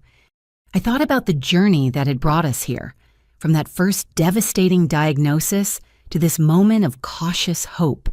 My parents' betrayal had led to their downfall, but more importantly, it had revealed the true meaning of family. Not blood or obligation, but choice, love, sacrifice. The people who'd filled that waiting room were family. Marcus, who'd stood by us, Sandra and my co-workers, Patricia, who'd shown grace despite her son's crimes, even Lauren finally choosing truth over comfort, the former tenants who'd turned gratitude into support, Dr. Chen, who'd reduced her fee because Emma's story moved her. This was a family, messy, complicated, chosen, but real. Emma stirred slightly, a soft sound escaping her lips. I leaned close. "I'm here, baby. Mom's here. You're safe. You're going to be fine." The monitors beeped steadily. Outside, the world continued spinning. But in this room, time stopped. Just a mother, a daughter, and the infinite space between crisis and hope. Tomorrow would bring new challenges, the slow work of healing, the legal consequences still rippling outward, the reconstruction of lives torn apart by greed. But tonight Emma lived. Emma would walk. Emma would run. That was enough. That was everything. That was worth any price paid to reach this moment. I kissed her forehead gently. "Love you more than all the stars, baby." And in the steady beep of machines and the soft breath of sleeping courage, I heard the stars singing back. Emma's eyes fluttered open on Thursday afternoon, 43 hours after surgery.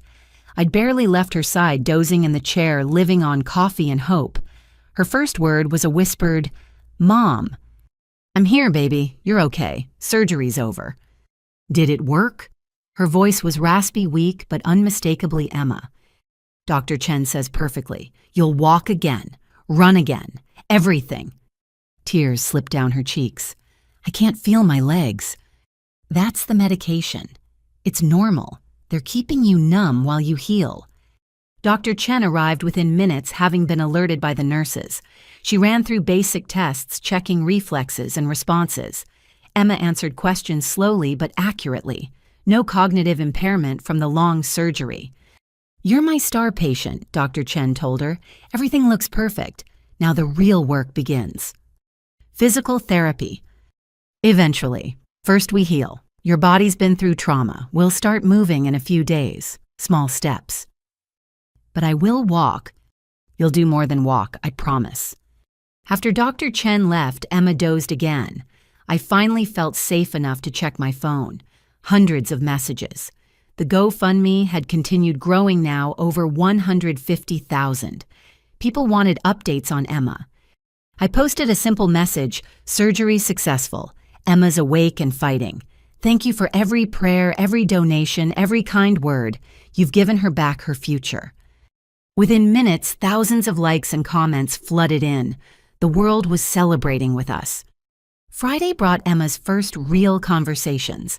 The heavy medications were being reduced, allowing more clarity but also more pain. She handled it with grace that amazed the nurses. "Your daughter's something special," one told me. "Most adults don't manage discomfort this well." "She's had practice," I said sadly. Lauren visited with her children. The reunion was tentative but genuine. Emma, despite everything, welcomed her cousins warmly. Children's forgiveness was a miracle adults rarely deserved. "Aunt Lauren's been crying a lot," Sophia informed Emma seriously. "She says she was bad but wants to be good now." "Everyone makes mistakes," Emma said. "What matters is fixing them." Lauren broke down at that. Later in the hallway, she pulled me aside. "How did you raise her to be so forgiving? After everything our family did?" "I didn't. She came that way. I just tried not to ruin it." "I'm going to testify," Lauren said suddenly, "at Mom and Dad's sentencing, about the money they gave me, about what I knew." "Lauren, you don't have to." "Yes, I do. Brett's going to prison because of choices we made. The least I can do is tell the truth." Saturday marked Emma's first attempt at movement. Just wiggling toes, but she cried with joy when they responded. I videoed it, sharing with our extended network of supporters. The celebration was nationwide. Marcus brought Jade to visit. The girls talked for hours, planning Emma's return to school, to soccer, to normal teenage life. Their optimism was infectious. "Mr. Chen says I might be able to play spring season," Emma told him excitedly. "I'll be at every game," Marcus promised. That evening alone with Emma, the deeper conversations began. The pain medications were lighter now, her mind clearer. She had questions. "Mom, do you hate Grandma and Grandpa?" I dreaded this. "No, baby, I'm angry, disappointed, but hate that would poison me." "They chose money over me." "They chose wrong, but that's about them, not you." "Will they go to jail for a long time?" "Probably." "Do you think they're sorry?" "I don't know. I hope someday they will be." Emma was quiet processing. "I had a dream during surgery, or maybe after. Everything was dark, then there was light, and I heard voices, lots of voices all saying my name. Praying, I think. Thousands of people were praying for you." "I felt them. Is that weird?" "No, baby. That's beautiful." Sunday brought unexpected visitors. 2 families who'd received help from Emma's Angels, the fund we'd created with excess donations. One child needed insulin they couldn't afford. Another required special equipment for cerebral palsy. They'd come to thank Emma personally. "You saved my son," one mother said, tears streaming. "The fund covered 3 months of supplies while I found better insurance. You saved him."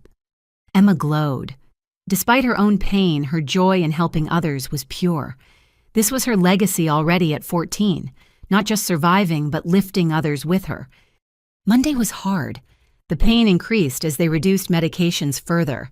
Emma struggled, finally showing the frustration she'd been suppressing. "It hurts so much," she sobbed. "What if it never stops?" "It will," Dr. Chen promised. "This is temporary." "I'm tired of being brave." "Then don't be. Cry, scream, feel it all. Bravery isn't about not feeling. It's about feeling everything and continuing anyway." She cried for an hour, releasing weeks of suppressed fear and pain. I held her, my own tears mixing with hers. Sometimes breaking down was the bravest thing possible. Tuesday brought physical therapy evaluation. The therapist, Michael, was gentle but honest. "Recovery will take months. There'll be setbacks. Days you want to quit. But based on the surgery's success and your determination, you'll get there." Months. Emma's face fell. To run, yes. To walk, weeks. To stand, days. Every journey starts with one step. "When's the first step?" "Tomorrow, if you're ready." "I'm ready." That night, I couldn't sleep. Tomorrow, Emma would attempt to stand for the first time since surgery. Success would mean everything was possible. Failure, I couldn't consider failure. I wandered to the hospital chapel empty at 3 a.m. I wasn't particularly religious, but the quiet space offered solace. Sitting in semi-darkness, I reflected on the journey. 6 weeks ago, my parents had refused to help their granddaughter. That betrayal had triggered an avalanche. Federal investigations, arrests, lives destroyed and rebuilt. A nationwide community rallying around one brave girl. My parents would be sentenced Thursday. Their empire had crumbled. Their freedom was forfeit. Their legacy was shame. But from that destruction had grown something beautiful. Emma's Angels had helped dozens of families already. The corrupt inspection system was being reformed. Thousands of tenants would have safer homes. Most importantly, Emma would walk again. "Thank you," I whispered to whoever might be listening, "for the strength, for the community, for the surgeon, for my daughter." Walking back to Emma's room, I found her awake. "Couldn't sleep either," she asked. "Big day tomorrow." "Mom, whatever happens, I want you to know something. Even if I never walked again, it would be okay, because you showed me something more important than walking." "What's that?" "How to stand up, even when your legs don't work, even when family lets you down. You stood up for what was right. That's better than walking." I climbed carefully into her bed, holding my extraordinary daughter. "You know what I learned?" I asked. "That courage is hereditary, but not the way people think. It doesn't pass through blood, it passes through love. And you, my brave girl, have passed so much courage back to me. We're a good team." The best. Wednesday morning arrived with sunlight streaming through the windows. Emma's first attempt at standing day. The future balanced on this moment. But lying there with my daughter, I realized she was right. We'd already won. Everything else was just learning to run toward a victory already claimed. We'd stood up to power. We'd chosen truth over comfort. We'd built a family from strangers' kindness. Now it was time for Emma to stand on her own feet, but she'd never really fallen. Her spirit had stood tall even when her body couldn't. Today was just the body catching up to what the soul already knew. She was unbreakable, unstoppable, unforgettable. And in a few hours, she'd be standing. Wednesday's triumph still glowed in my mind as I entered the federal courthouse Thursday morning. Emma had stood for 30 seconds supported by parallel bars and determination. 30 seconds of victory that promised a lifetime of mobility. She'd insisted I attend the sentencing, saying she needed to rest anyway and Jade would keep her company. The courtroom was packed. Media, former tenants, investigators, and curiosity seekers filled every seat. I sat between Agent Martinez and Marcus, who'd taken a personal day to support me. Lauren sat across the aisle with Patricia. Brett's mother had become her anchor as she navigated single motherhood and public shame. My parents entered looking diminished. 4 months in federal custody had stripped away their polish. My father's hair had gone completely gray. My mother moved like she'd aged a decade. They didn't look at me. Judge Williams called the court to order. We're here for sentencing in the matter of United States versus Richard and Margaret Hartley. The defendants have pled guilty to multiple counts of tax evasion, wire fraud, and money laundering. I've reviewed the pre-sentencing reports, victim impact statements, and cooperation agreements. The prosecutor, Catherine Reeves, spoke first. Your Honor, the scope of the defendants' crimes is staggering. Over 7 years, they stole $1.3 million in tax revenue while operating dangerous slums that endangered hundreds of families. They showed callous disregard for both the law and human welfare, exemplified by refusing to help their granddaughter's medical crisis while spending lavishly on themselves. She detailed the evidence, each fact a damning brick in the wall of their guilt. The offshore accounts, the shell companies, the bribery network, the human cost measured in sick children and elderly people without heat. The government recommends 15 years, Your Honor. The defendants cooperated only after their scheme collapsed. They've shown minimal remorse, continuing to blame others for their exposure rather than accepting responsibility for their crimes. Charles Pemberton rose for the defense. He'd aged, too, his silver tongue tarnished by defending the indefensible. Your Honor, my clients are first-time offenders in their 60s. They've lost everything. Their properties, their savings, their reputation, their family. Surely that's punishment enough. They've agreed to testify against co-conspirators. We ask for leniency. 5 years at most. Does anyone wish to give a victim impact statement? Judge Williams asked. Dozens of hands rose. The judge selected 5. First, Maria Gonzalez, the woman whose baby developed respiratory problems. She spoke in accented English about sleepless nights listening to her infant wheeze, about choosing between rent and medicine, about begging for repairs that never came. They knew we were suffering, she said. They just didn't care. Then James Crawford, the elderly man who'd fallen through rotted stairs. He walked with a cane, now permanent damage from the accident my parents could have prevented. I worked 40 years to retire with dignity, he said. They stole that from me for profit. 3 more tenants spoke, each story a variation on the theme of greed trumping humanity. My parents stared at the table, refusing to meet anyone's eyes. Anyone else? The judge asked. Lauren stood. The courtroom murmured. She walked to the podium on shaking legs. Your Honor, I'm Lauren Morrison, the defendant's daughter, Brett Morrison's wife. She took a breath. I'm here to tell the truth I should have told years ago. She detailed the money she'd received, the willful blindness to its source, the family dynamics that prioritized wealth over everything. My parents taught me that money mattered more than people. I believed them. I took their bribes disguised as gifts. I stayed silent while people suffered. I'm not here to ask for leniency for them. I'm here to apologize to everyone they hurt, including my sister and niece who they abandoned in their greatest need. She looked at our parents then. I have 3 children who don't understand why daddy's in prison and grandma and grandpa are going away, but I'll teach them better than you taught me. I'll teach them that integrity matters more than income. That family means showing up, not showing off. That's my promise to them and to everyone you hurt. Lauren sat down, tears streaming. Patricia hugged her. My parents looked stricken. Finally. Ms. Thompson, Judge Williams said, I understand you're the defendant's daughter who initially reported these crimes. Do you wish to speak? I hadn't planned to, but seeing those tenants, hearing their pain, I stood. Your Honor, I'm here for one reason, to represent my daughter, Emma, who couldn't be here because she's learning to walk again after the surgery my parents refused to help fund. I pulled out my phone showing Emma's first standing video. This was yesterday, first time on her feet in 2 months.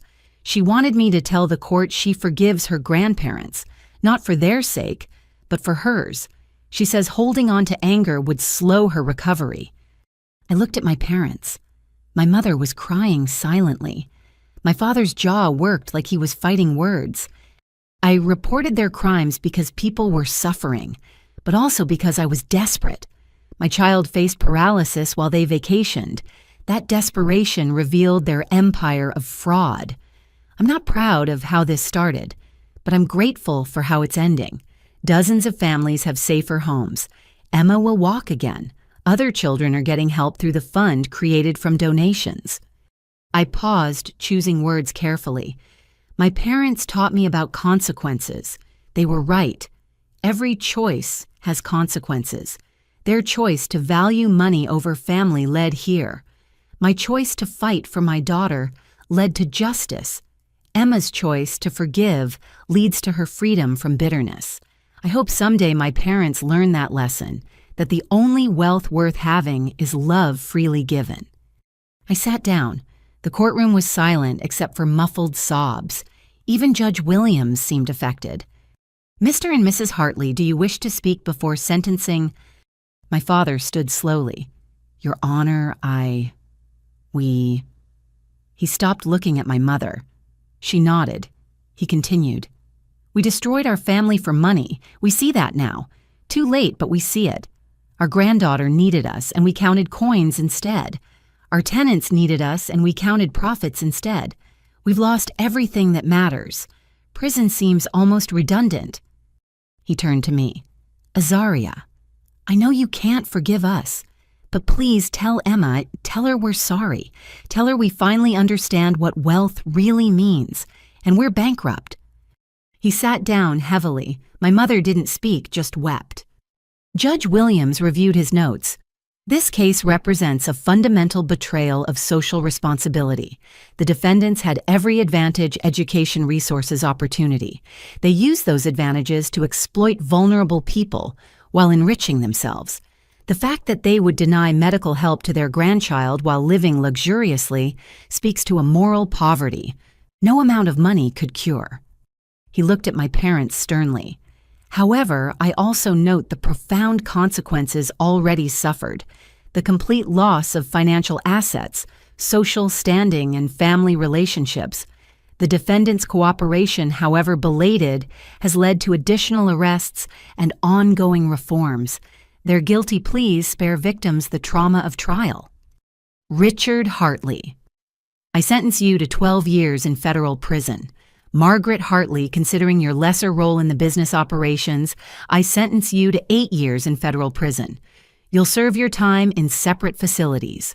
Upon release, you'll have 3 years supervised probation and must pay restitution to all identified victims. The gavel fell with finality.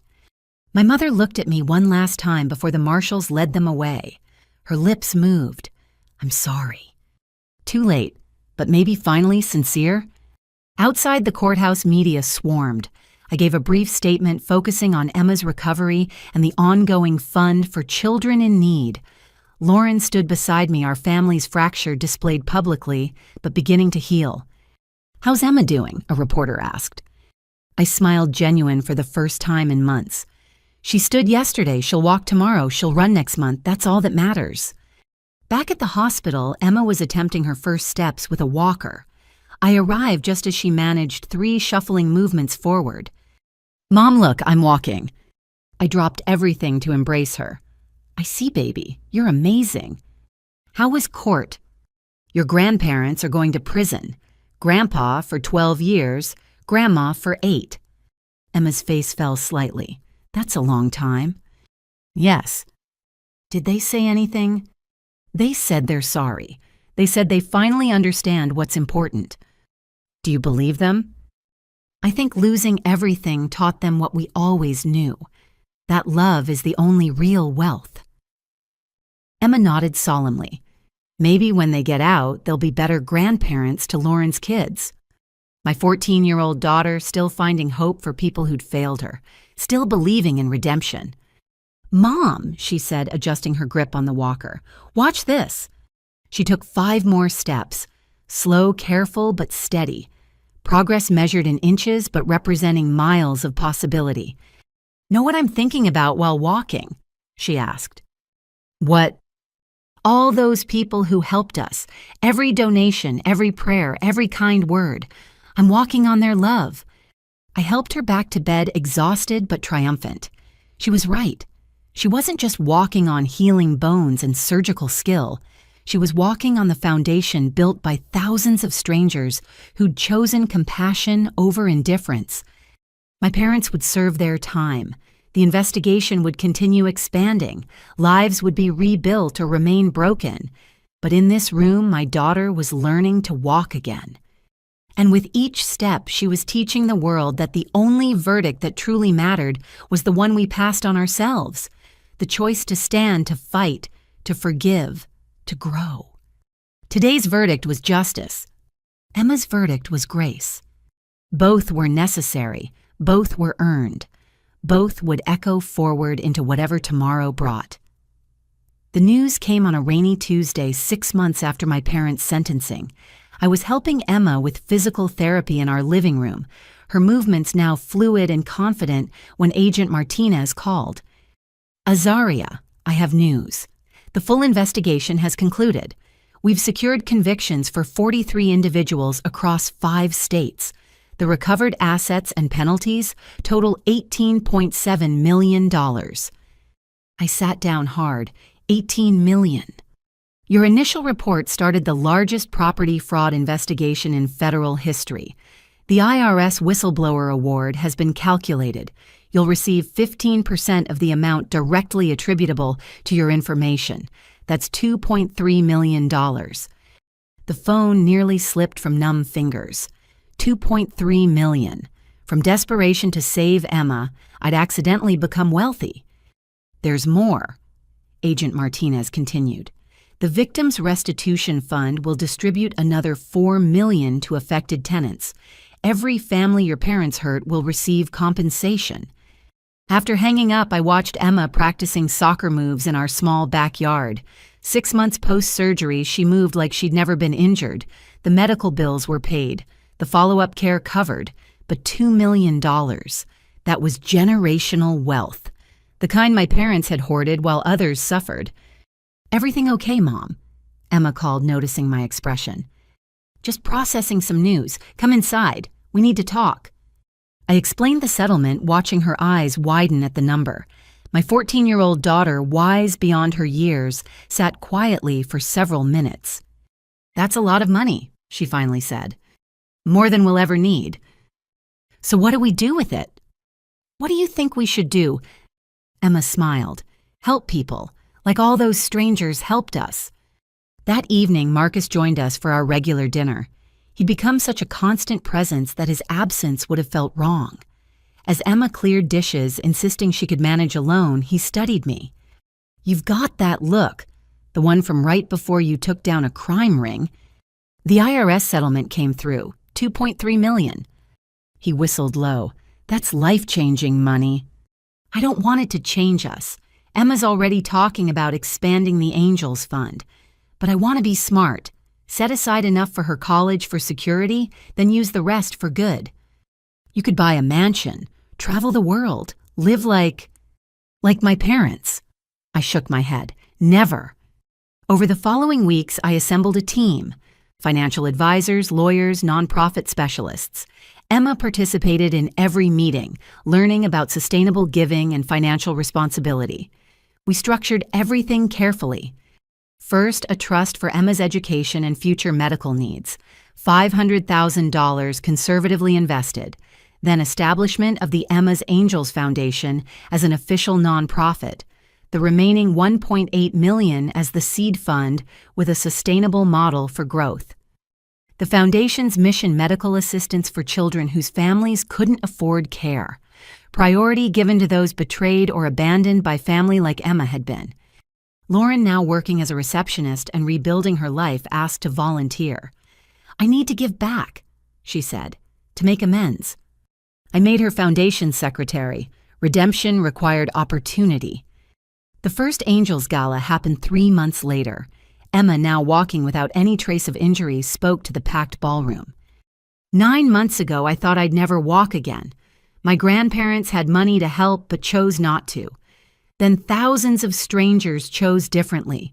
They chose love over indifference. That's why we're here, to be the family others need when their blood family fails.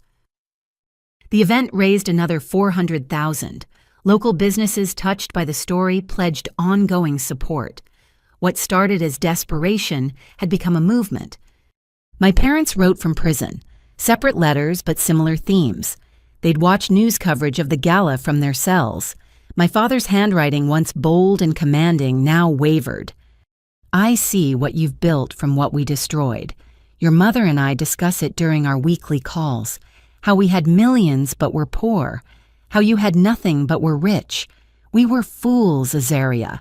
Greedy fools who mistook numbers for worth. I'm proud of you. Too late, but deeply." My mother's letter was longer, filled with regret and reflection.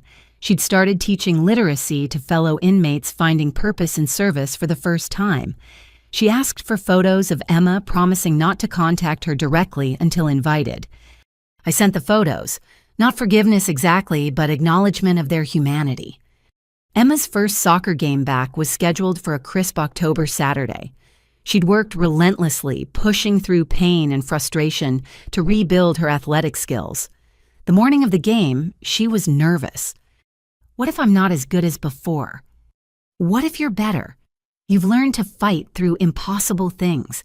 That makes you stronger than any opponent. The stands were packed. Our entire support network had come. Marcus and Jade Sandra and co-workers Lauren with her kids, Patricia Agent Martinez off duty, Dr. Chen, who'd flown in specially dozens of families helped by the foundation, and hundreds who'd followed Emma's journey online. When Emma took the field, the crowd erupted. She'd asked to wear number 32, representing the $32,000 that had started everything. Her first touch of the ball was tentative, the second more confident. By the third, she was Emma again, flying down the field with joy radiating from every step. She didn't score that game. Her team lost 3-2. But watching her run, watching her laugh with teammates, watching her live fully, that was victory enough for lifetimes. The local news covered the game. From paralysis to the pitch, Emma Thompson's incredible journey. The story went viral again, bringing more attention and donations to the foundation. That night, Emma sat with her laptop, personally thanking every person who'd messaged congratulations. Hours of typing, but she insisted. "They cared when I needed them," she explained. "The least I can do is let them know it mattered." A year after the surgery, the foundation had helped 200 families. Children received surgeries, treatments, medications, equipment. Each success story was documented, sharing hope forward. Lauren had become instrumental in operations, her business knowledge finally used for good. Her children thrived despite Brett's absence, learning resilience from their mother's transformation. She'd sold their McMansion, moving to a modest apartment near us. The sisters who'd been separated by greed were reunited through service. Brett wrote from prison thanking me for supporting Lauren and the kids. He'd admitted full guilt, cooperating completely. His sentence was 8 years, but with good behavior, he might see 5. He spent his time teaching fellow inmates basic finance, trying to prevent future crimes through education. "I took bribes that endangered children," he wrote. Now Lauren sends photos of kids your foundation has helped. Each one is a reminder of what truly matters. Thank you for showing our children a better way. Even Patricia volunteered regularly, finding purpose in helping others through crisis. The woman who'd raised a son who lost his way was determined to guide other mothers through similar pain. The second anniversary of Emma's surgery arrived with unexpected news. Dr. Chen called personally. "Emma's case has been selected for presentation at the International Pediatric Spine Conference. With your permission, I'd like her to attend, to show other surgeons and families what's possible." Emma glowed at the opportunity to help other children facing similar diagnoses. We flew to Chicago, all expenses paid by the conference. She spoke to an auditorium of doctors, her poise remarkable. 2 years ago, my grandparents chose money over my mobility. That betrayal led my mom to expose their crimes. Their investigation helped hundreds of families. Their punishment funded a foundation helping thousands more. Sometimes the worst things lead to the best outcomes. My spine was broken, but my spirit never was. That's what I hope you tell your patients. Bodies heal, spirits endure. And sometimes family isn't who you're born to, but who shows up when you need them. Standing ovation. Not a dry eye in the house. My 15-year-old philosopher, athlete, advocate daughter had distilled profound truth into simple words. The ripples continued expanding. Cities nationwide reformed their inspection processes. Property laws changed. Tenant rights strengthened. What started as one mother's desperate attempt to save her daughter had transformed systems. The IRS contacted me about speaking at their whistleblower conference. I agreed, bringing Emma. We talked about integrity, about choosing truth, even when it hurt, about building beauty from betrayal. My parents taught me about consequences through their negative example. I told the audience, every choice ripples outward. They chose greed and the ripples destroyed lives. I chose truth and the ripples saved my daughter. Now we choose service, and those ripples create waves of hope. That's the real verdict. Not what the court decides, but what we decide. Daily. Repeatedly. Who will be when tested? Emma and I returned home to find Marcus and Jade making dinner a surprise for the travelers. Somewhere between the crisis and recovery, between betrayal and triumph, we'd become more than friends. We'd become family in every way that mattered. "I have something to ask you," Marcus said that evening as the girls disappeared to Emma's room. "These past 2 years watching you fight for Emma, building something beautiful from something broken, I've fallen in love with you, Azaria, both of you. Would you consider making this informal family something more official?" He wasn't holding a ring. He was holding a soccer ball. Emma's first ball from after recovery, signed by her team. "I thought she should be part of the proposal, if you're willing." "Emma." I called, my voice shaky with emotion. "Could you come here?" She appeared, Jade behind her, both grinning. They'd known. Of course they'd known. "What do you think, baby, ready to make this family official?" Emma hugged Marcus fiercely. "I already told Jade she could be my sister. We've been waiting for you adults to catch up." The wedding was small, held at the foundation center. Emma and Jade as co-maids of honor. Lauren as my bridesmaid, our reconciliation complete. Patricia officiating, having gotten ordained just for us. The reception raised another 100,000 for the foundation guests, insisting on donating rather than traditional gifts. My parents sent a letter from prison. Simple, sincere. "Be happy. You've earned it. Give Emma our love. Maybe someday we can earn hers." 3 years after that desperate morning when I'd begged for help, I stood watching Emma captain her high school soccer team. Jade cheered from the stands. Marcus held my hand. Lauren and her kids sat beside us, her wedding ring absent, but her smile present. She'd started dating a single dad from the foundation support group, both finding love after betrayal. The game was tied with minutes left. Emma stole the ball at midfield, her movements poetry in motion. She developed a signature move, a quick feint left before exploding right, that left defenders stumbling. She used it now, breaking free, racing toward goal. Time slowed. I saw not just the athlete, but the journey. The girl who couldn't stand, the parents who wouldn't help, the investigation that toppled an empire, the strangers who became family, the millions raised and distributed, the lives saved and changed. Emma struck the ball cleanly, upper right corner, unstoppable. The crowd erupted. Her teammates mobbed her, but she broke free, running to the stands to us, to her real family, the one built on choice, not chance, on love, not blood, on truth, not greed. That was for everyone who helped me walk again, she shouted to the crowd. The local news was there, still following her story. The reporter asked what was next for the girl who'd overcome everything. Medical school. Emma answered without hesitation. Pediatric neurosurgery. Dr. Chen saved my life. I want to pay it forward, forever. That night, our blended family had dinner together. Emma and Jade debated college options. Marcus and I planned the foundation's expansion. Lauren shared news that Brett had been approved for early release based on his cooperation in prison teaching. Her children would have their father back, changed but present. You know what I realized? Emma said suddenly. If Grandma and Grandpa had just co-signed that loan, none of this would have happened. I'd have had surgery, sure, but hundreds of families would still be in dangerous housing. The foundation wouldn't exist. All those kids wouldn't have gotten help. Lauren wouldn't have found her purpose. Our family wouldn't have come together. She paused, wise beyond her years. Their no was the best gift they ever gave us, because it forced us to find our yes, to choose love over fear, to build wealth that actually matters. They're in prison, but we're free. Really free. And that's the verdict that counts. I looked around the table at our unconventional family. My daughter, walking miracle and future healer. My stepdaughter, brilliant and kind.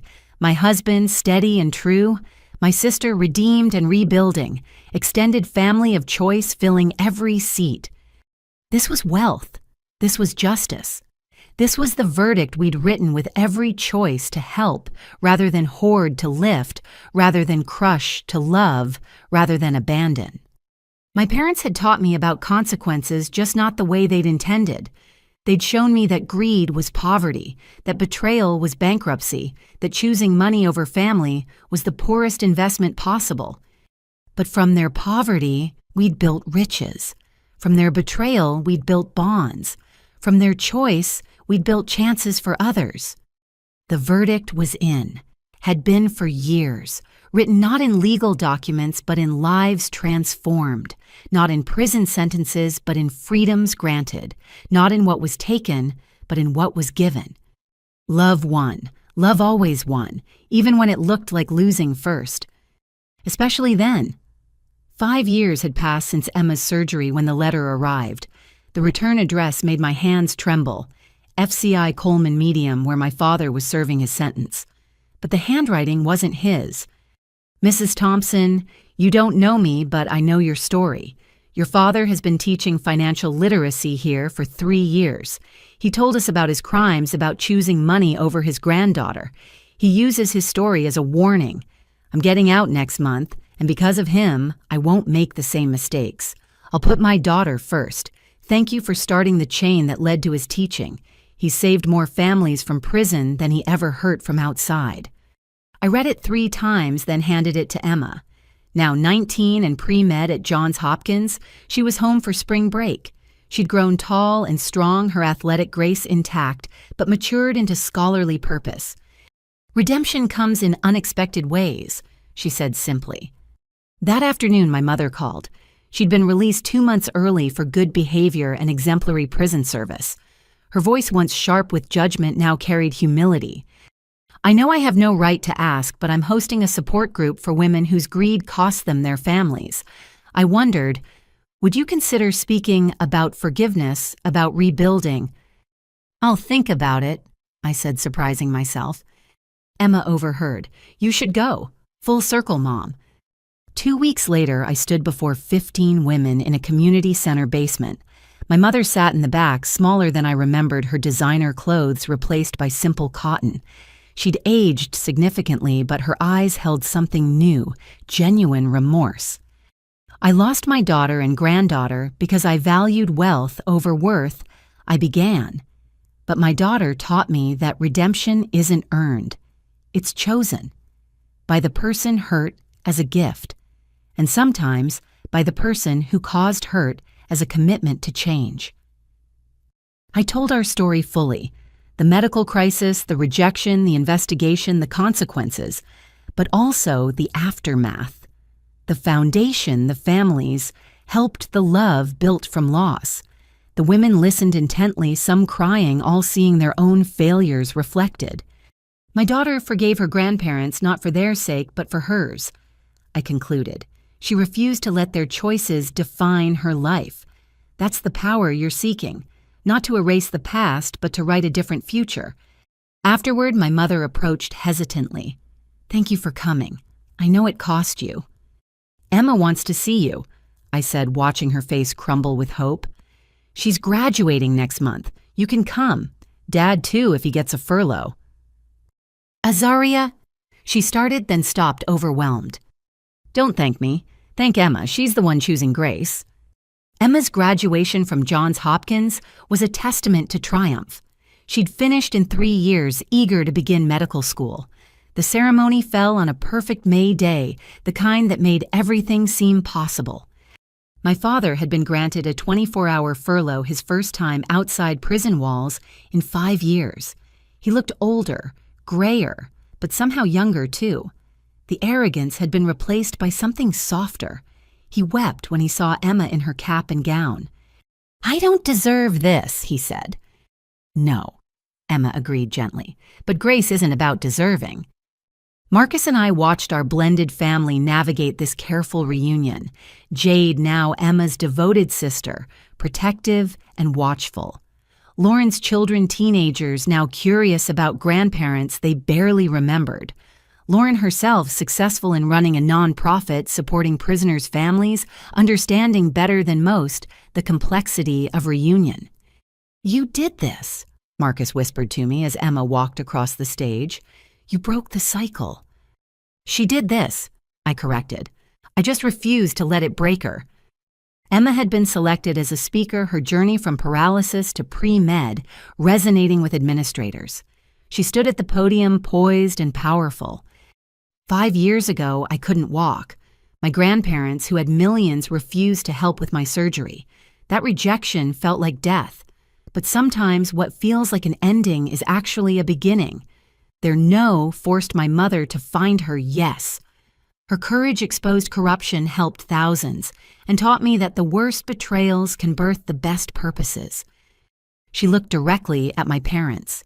"To my grandparents who are here today, I forgive you. Completely. Your worst choice became my greatest teacher.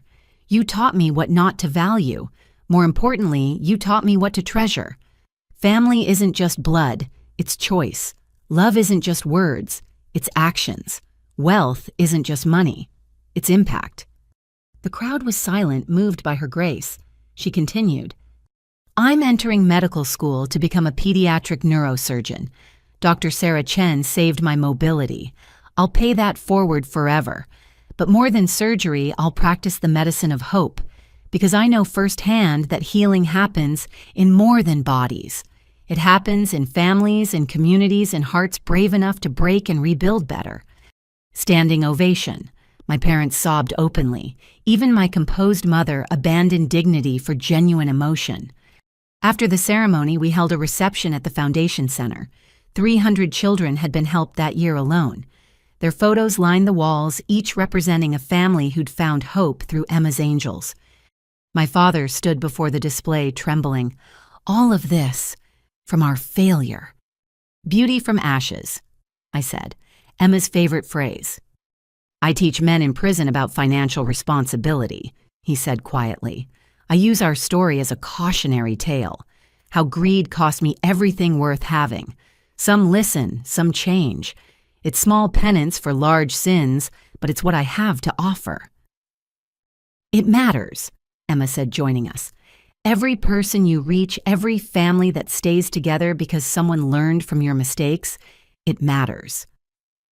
My mother had spent her time counseling women inmates on rebuilding family relationships after incarceration. Between them, they'd impacted hundreds of lives from behind bars. Their crimes had led to their teaching to transformation, redemption's strange mathematics. Brett had been released a year earlier, returning to a family forever changed. He worked construction, now honest labor that paid less but cost nothing in integrity. He and Lauren had divorced, amicably remaining partners in parenting. Both had found new love with people who understood second chances. I think about it sometimes. Brett told me at the reception. If I hadn't taken those bribes, none of this would have happened. I'd still be corrupt. Your parents would still be committing fraud. Emma might be paralyzed. It's like we all had to fall completely to learn how to stand properly. The foundation had grown beyond our dreams. Corporate sponsors, grateful families, and ethical investors had pushed the endowment to $50 million. We'd expanded nationally with chapters in 12 cities. Emma's story had become a movement. Marcus had been elected to the city council, running on a platform of housing reform and transparency. His campaign slogan, integrity over income. He'd won in a landslide, promising to prevent future corruption through systemic change. That evening, as the reception wound down, our extended family gathered in the center's main room. My parents' furlough was ending soon. Prison transport would arrive within hours. But first, Emma had something planned. She'd assembled a video compilation, every child the foundation had helped thanking my parents. Because your granddaughter forgave you, I can walk. Because your story warned others, my family stayed honest. Because you fell, we could rise. 5 minutes of faces, voices, lives touched by the ripples of their choices, both the harm and the healing, the full accounting of actions and consequences. My father couldn't speak afterward. My mother reached for his hand, their first tender gesture I'd seen in decades. They looked broken and rebuilt, emptied and filled, ended and beginning. "We have something for you," my mother said, finally pulling out a worn envelope. "We've been saving our prison wages. It's not much, but we want to donate it to the foundation. $1,100, everything we've earned." Emma accepted it solemnly. "This will help a child walk again, thank you." The transport arrived at sunset. My parents said their goodbyes, my father hugging Emma for the first time since she was small. My mother kissed my cheek, whispering, "Thank you for raising her better than we raised you." As they left, Emma stood tall, no trace of the girl who'd once couldn't walk. "They'll be out in a few years. We should plan for that." Plan what? How to incorporate them into the foundation. Grandpa teaching financial ethics, Grandma counseling families in crisis. Redemption isn't just personal, it's practical. They have skills, hard-earned ones. We should use them. My brilliant, forgiving daughter, already planning resurrection from crucifixion. The next month, Emma began medical school, the youngest in her class but not the least experienced. She'd lived through more than most would in lifetimes. Her classmates called her the miracle walker. She preferred purpose finder. I returned to managing the foundation full-time with Lauren as my co-director. Sisters united in service. Our past divisions healed through shared purpose. Marcus served on the city council while maintaining his tech job building bridges between sectors. 1 year later, a package arrived at the foundation. No return address, but I recognized the handwriting.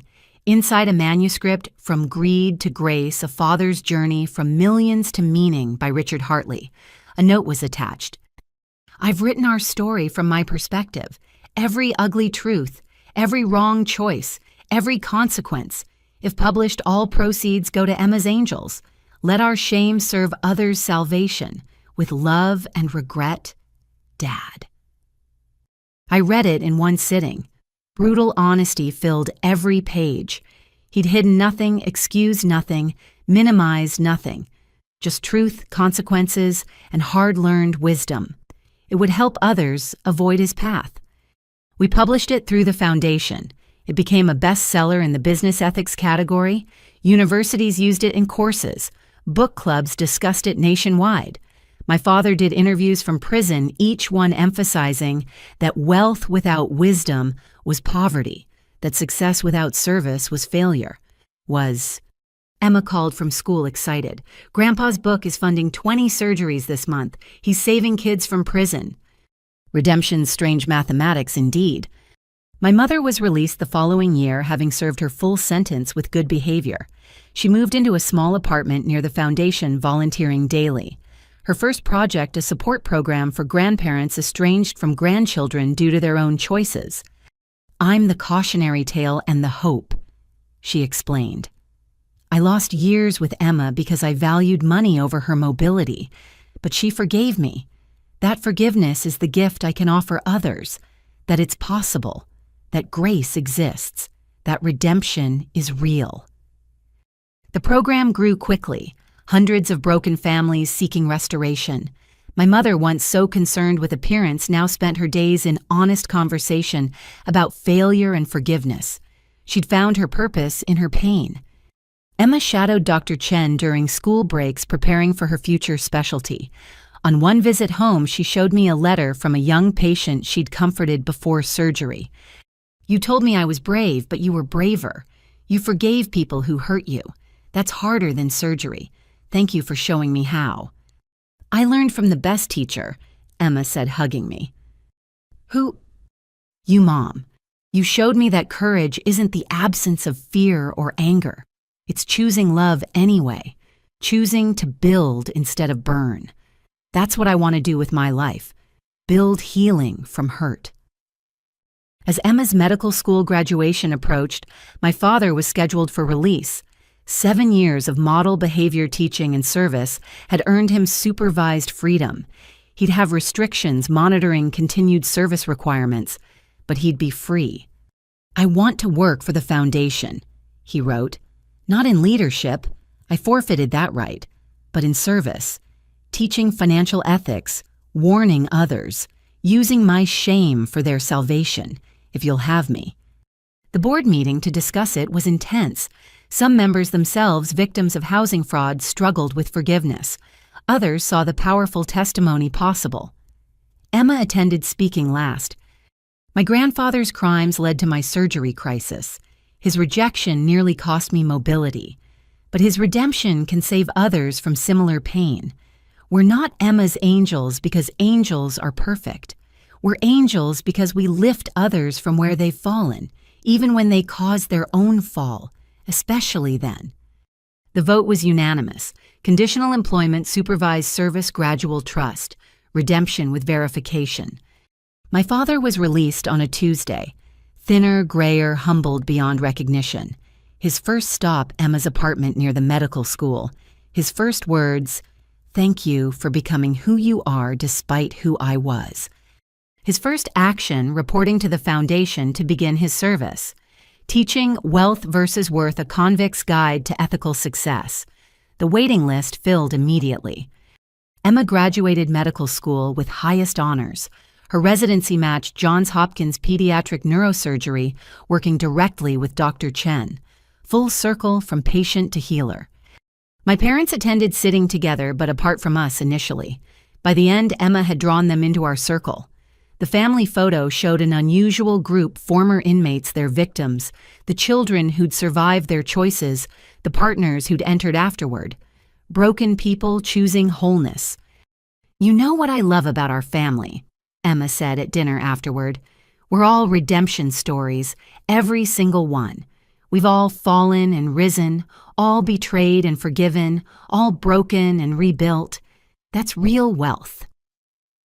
My father raised his water glass, 7 years sober from the intoxication of greed.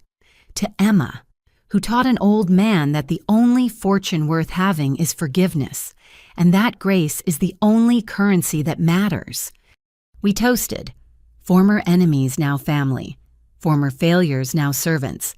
Former pain, now purpose. The Foundation's 10th anniversary gala drew thousands.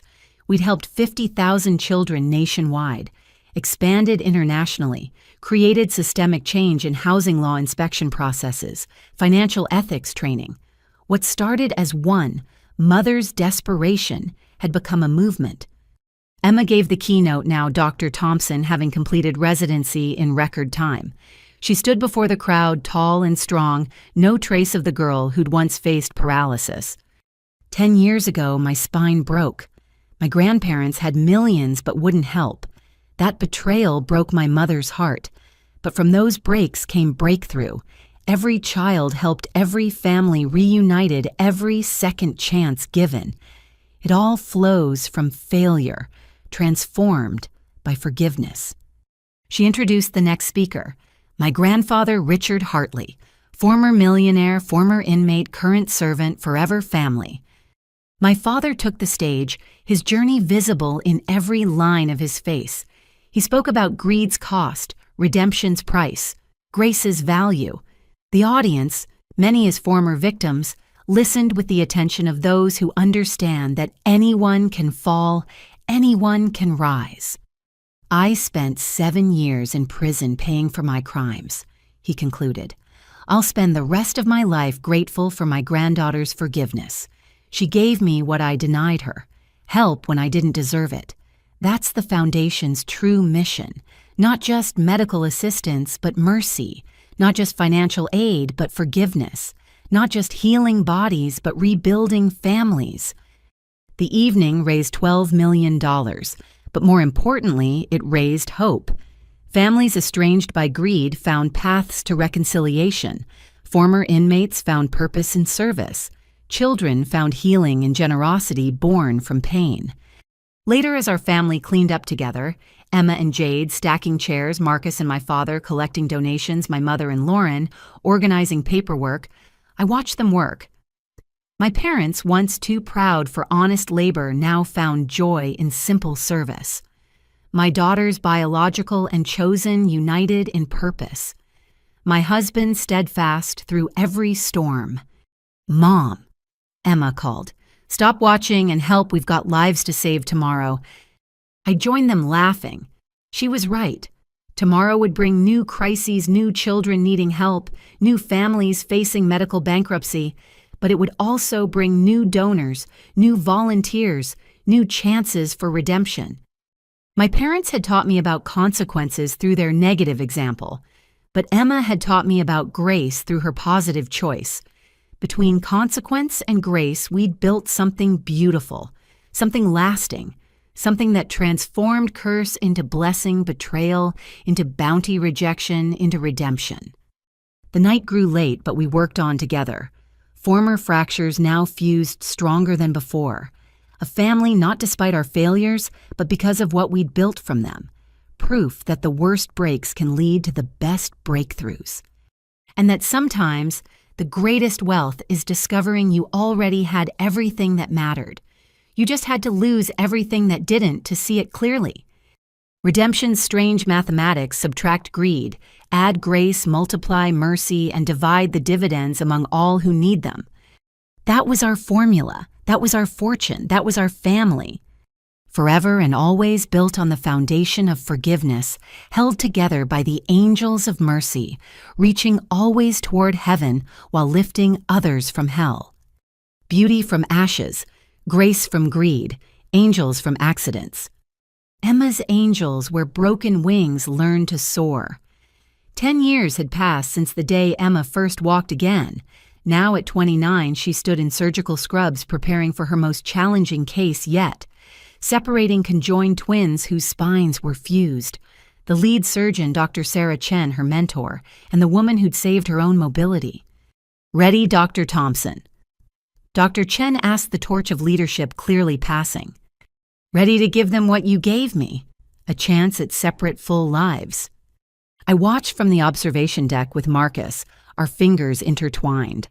Below, our daughter moved with the same grace she'd shown on soccer fields, now channeled into precision that would save lives. Remember when we thought we'd lost everything? Marcus whispered. We'd lost nothing. We just hadn't found it yet. The surgery would take 16 hours. As Emma began, I left for the Foundation's board meeting. We were considering our biggest expansion yet, a $100 million initiative to provide free pediatric surgery centers in underserved communities. the Donor A consortium of wealthy individuals who'd read my father's book and realized their wealth meant nothing without worth. Lauren ran the presentation with corporate efficiency, softened by personal experience. Each center will serve 5,000 children annually. We're not just healing bodies, we're rebuilding communities one child at a time. The vote was unanimous. Emma's Angels would soon have wings in 20 cities. My phone buzzed. A text from Jade, now a pediatric nurse working alongside Emma. Surgery going perfectly. Emma's hands are magic. Must run in the family. Our blended family had produced 2 healers, both choosing service over salary. After the meeting, I drove to the community center where my parents ran their weekly Wealth and Worth seminar. The parking lot was full. Former executives, disgraced politicians, and privileged youth sent by courts all learning that integrity mattered more than income. My father, now 71, commanded the room with hard-earned wisdom. I had $5 million and couldn't spare $30,000 for my granddaughter's surgery. Today I have nothing but Social Security, yet I'm wealthier than ever. Why? Because I learned that fortune isn't what you keep, but what you give. My mother circulated, connecting personally with each attendee. Her designer days were long gone, replaced by simple clothes and genuine smiles. She caught my eye and waved, mouthing, "Thank you." After class, we had our weekly lunch, a tradition started upon my father's release that had evolved into cherished routine. "Emma's performing her first solo spine separation today," I told them. My father's eyes filled. From patient to surgeon, our failure became her fuel. "Your redemption became her inspiration," I corrected. "She saw you transform disgrace into service. That matters too." My mother reached across the table. "We've been thinking. We want to establish a scholarship, the Richard and Margaret Hartley Second Chances Fund, for children of incarcerated parents pursuing medical careers, funded by Dad's book royalties. All of them. Every penny. We lived for money once. Now we want money to live for others." That afternoon, I visited the original Emma's Angels house, the first residential facility for families staying long-term during children's medical treatment. 32 families currently called it home, finding community in crisis. Maria Gonzalez, one of my father's former tenants, managed the facility. Her baby, who'd suffered from the mold exposure, was now a healthy teenager, volunteering as a big sister to younger patients. 15 years ago, I cursed your family name," Maria said as we toured the renovated building. "Now I bless it daily. Funny how God works." "Funny how forgiveness works," I replied. That evening, our extended family gathered for monthly dinner. What had started as awkward obligation had become anticipated celebration. Brett arrived with his new wife and stepchildren Lauren, with her partner David, and their adopted daughter. My parents humbled but whole. Marcus's extended family who'd embraced us all. Jade's boyfriend, a fellow nurse who understood our unique dynamics. "Any word on the surgery?" Brett asked. Jade checked her phone. "Hour 14, both twins stable. Emma's doing the final separation now." We held our breath collectively. These children's lives hung in the balance, held by hands that had once been unable to hold a pencil. The poetry of redemption never ceased to amaze. "She's got this," my mother said firmly. "She's got her mother's courage and her grandfather's precision. Redeemed precision, but precision nonetheless." Strange how traits could transform. My father's exacting nature, once used to exploit loopholes, now helped Emma save lives through surgical accuracy. My mother's social skills, once wielded for status, now comforted families in crisis. Lauren's business acumen, once serving greed, now grew charitable impact. Brett's attention to detail, once corrupted by bribes, now ensured construction safety as a reformed inspector. Even our failures had been redeemed into purpose. Marcus's phone rang. His face lit up as he listened, then announced, "Surgery successful. Both twins separated stable, expected to make full recoveries. Emma did it." The cheer that went up could probably be heard blocks away. My father wept openly, my mother holding him, as they processed another miracle born from their mistakes. $32,000. Emma said later that night, exhausted but exhilarated as she joined us for dessert. That's what started everything. The money Grandma and Grandpa wouldn't lend. Today's surgery cost $800,000, fully funded by the foundation. Those twins will walk because strangers cared more than family once did. She looked at my parents. But family learned. Family changed. Family chose redemption. That matters more than the original betrayal. My father stood raising his glass of sparkling cider. To consequences that became catalysts, to failures that became foundations, to the granddaughter who taught us that wealth has nothing to do with worth. To the grandparents who proved people can change, Emma countered, raising her own glass. We toasted the circle complete. Former enemies now advocates. Former betrayers now benefactors. Former broken now builders. The next morning brought news that would reshape our future again. The Nobel Committee had long listed Emma's angels for the Peace Prize, recognizing our work in transforming family betrayal into systematic change.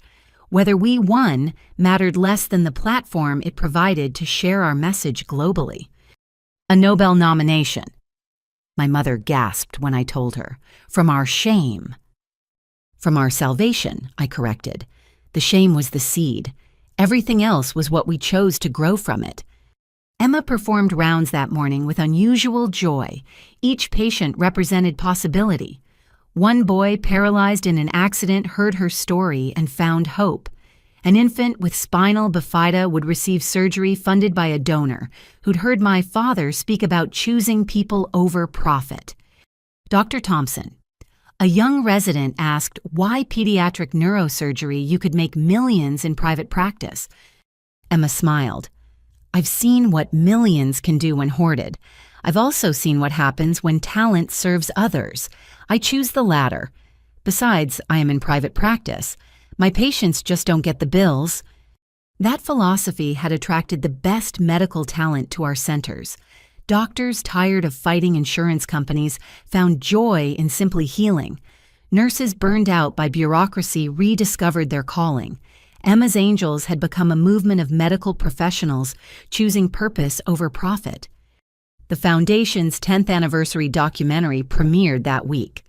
From betrayal to blessing, the Emma Thompson story. Hollywood had wanted to dramatize it, add fictional conflict. We'd insisted on truth. The real story needed no embellishment. Watching it with the full family was surreal. Seeing our pain transformed into purpose on screen, hearing testimonies from thousands helped, watching my parents' journey from villains to volunteers, witnessing Emma's evolution from victim to victor. That's us, Jade whispered at one point. We really lived that. We really survived that, Marcus corrected, and built this from the rubble. The film ended with Emma performing surgery voiceover of her college graduation speech. My grandparents' rejection became my greatest gift. It taught me that family isn't blood but choice, that wealth isn't money but impact, that breaking can lead to breakthrough if you choose building over bitterness. My parents sat quietly afterward. Finally, my father spoke. I spent so many years building financial wealth while bankrupting my soul. Now I'm financially bankrupt but spiritually wealthy. I wouldn't trade back for anything. The only thing I regret, my mother added, is the time lost. The years Emma grew without us. The pain we caused while learning what mattered. Emma moved to sit between them. But you learned. You changed. You're here now. That's what counts. Besides, if you'd been perfect grandparents from the start, none of this would exist. 50,000 children have been helped because you said no to one. Maybe that was the plan all along. God's economy is strange, my father mused. He took our greed and multiplied it into grace for multitudes. The documentary's release brought a flood of new support. Donations, volunteers, families seeking help, and surprisingly wealthy individuals seeking redemption for their own greed. We created a program pairing them with my parents, who understood the journey from valuing assets to valuing assistance. One billionaire, after spending a day with my father, pledged his entire fortune to charity. You showed me my children's eyes matter more than my portfolio's size. Thank you for the wake-up call. Lauren had pioneered corporate partnerships, convincing companies that funding children's health care was the ultimate investment. ROI isn't return on investment, she'd tell boards. It's redemption of integrity. Saving a child saves a family, saves a community, saves a generation.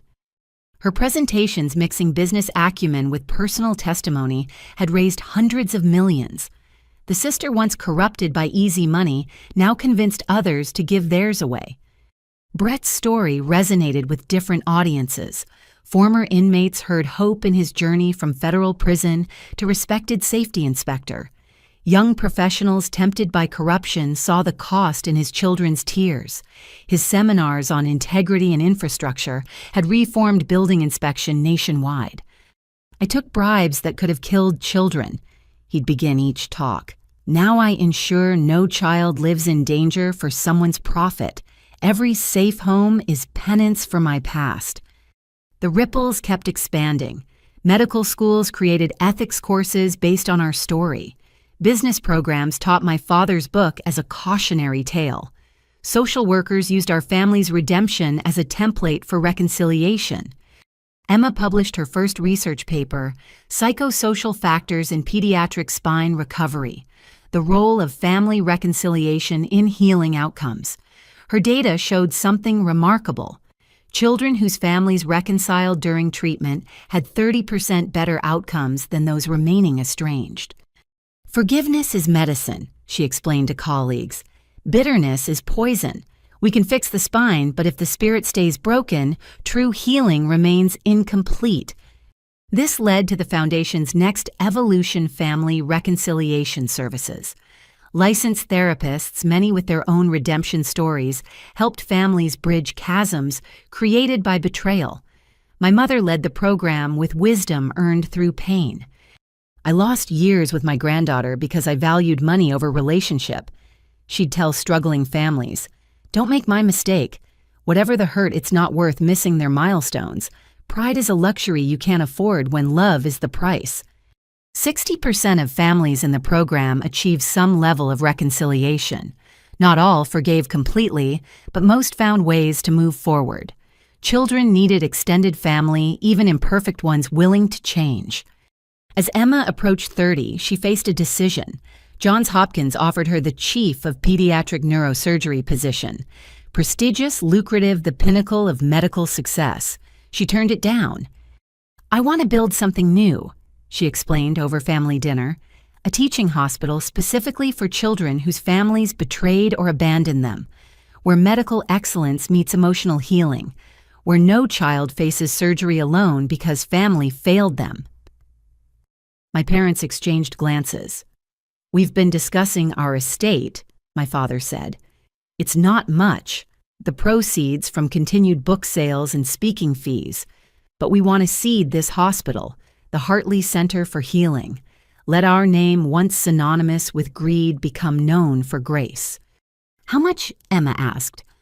$2 million, everything we've earned since release." The table went silent. My parents, who'd once hoarded millions while their granddaughter faced paralysis, were giving everything to ensure no child faced that abandonment again.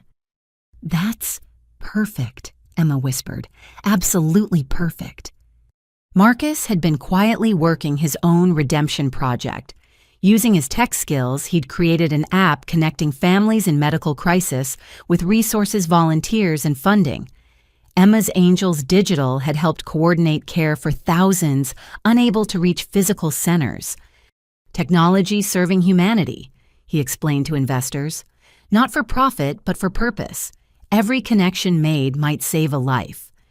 The app had been downloaded 5 million times. Families found help, donors found recipients, volunteers found purpose, all because Marcus believed technology should heal, not divide. Jade announced her own news that evening. "I've been accepted to the nurse practitioner program, pediatric specialty. I want to be more help to kids like Emma was."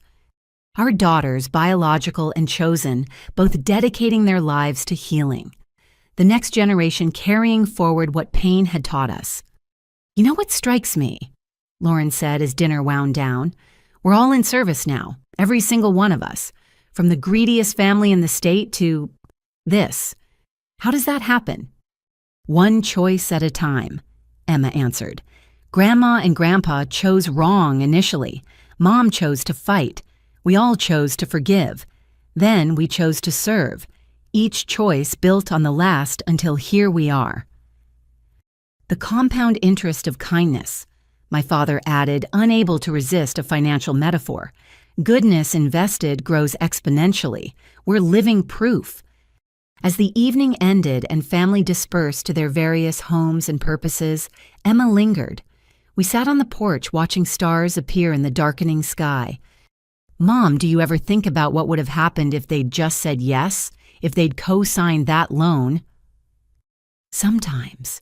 You'd have had surgery. We'd have moved on.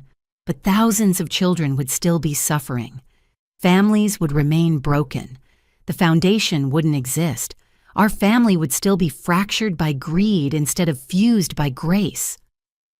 So their no was actually the greatest gift. Their no was the catalyst. Our choices afterward were the gift. To each other, to ourselves, to the world. Emma leaned against me, my tall, strong daughter who'd rebuilt herself and then helped rebuild so many others. "I love our family," she said simply. "All of it. Even the broken parts, especially the broken parts, because that's where the light gets in." Leonard Cohen. I recognized the reference. "Via you, Mom. You taught me that. That cracks aren't failures but opportunities. That's why I want to build this hospital, for all the cracked families who need light." We sat in comfortable silence, mother and daughter survivors, and thrivers, teachers, and students in the University of Unintended Consequences. Somewhere my parents were preparing tomorrow's lessons for former millionaires learning meaning. Lauren was reviewing grant proposals for families destroyed by white-collar crime. Brett was ensuring buildings were safe for children, like those his corruption once endangered. Marcus was coding kindness into algorithms. Jade was studying to heal deeper. All of us broken and rebuilt, scattered but connected, proving daily that the worst betrayals could birth the best purposes if you chose redemption over revenge, forgiveness over fury, building over bitterness. The stars seemed especially bright that night, billions of lights piercing darkness, like the thousands of children helped, like the families reconciled, like the futures salvaged from failures. "Love you more than all the stars, Mom," Emma said, invoking our old ritual. "That's a lot of love, baby. Not nearly enough for what we've built from what we lost." She was right. We'd lost money and gained meaning, lost family and gained multitudes, lost health and gained wholeness, lost everything that didn't matter and found everything that did. The new beginning wasn't just Emma walking again. It was all of us learning to run toward purpose instead of away from pain. Learning that wealth wasn't what you accumulated, but what you distributed. Learning that family wasn't just who you were born to, but who you chose to become. Tomorrow would bring new challenges. Children needing surgery, families needing reconciliation, hearts needing healing. But tonight, under stars, that witnessed our journey from betrayal to blessing, we rested in the beautiful truth Emma had spoken. We were broken in all the right places to let the light in. And that light had illuminated not just our path, but thousands of others finding their way from darkness to dawn, from greed to grace, from endings to beginnings that never really ended, because love, like light, travels infinitely outward, healing everything it touches. The angels had learned to fly by falling first. Now they soared on wings made strong by storms, survived. The Hartley Center for Healing broke ground on a crisp September morning exactly 15 years after Emma's first surgery. She stood at the podium no longer the frightened child who couldn't walk, but a renowned surgeon about to revolutionize pediatric care. This hospital represents every choice made after my grandparents' rejection. She began addressing the crowd of donors, families, and media.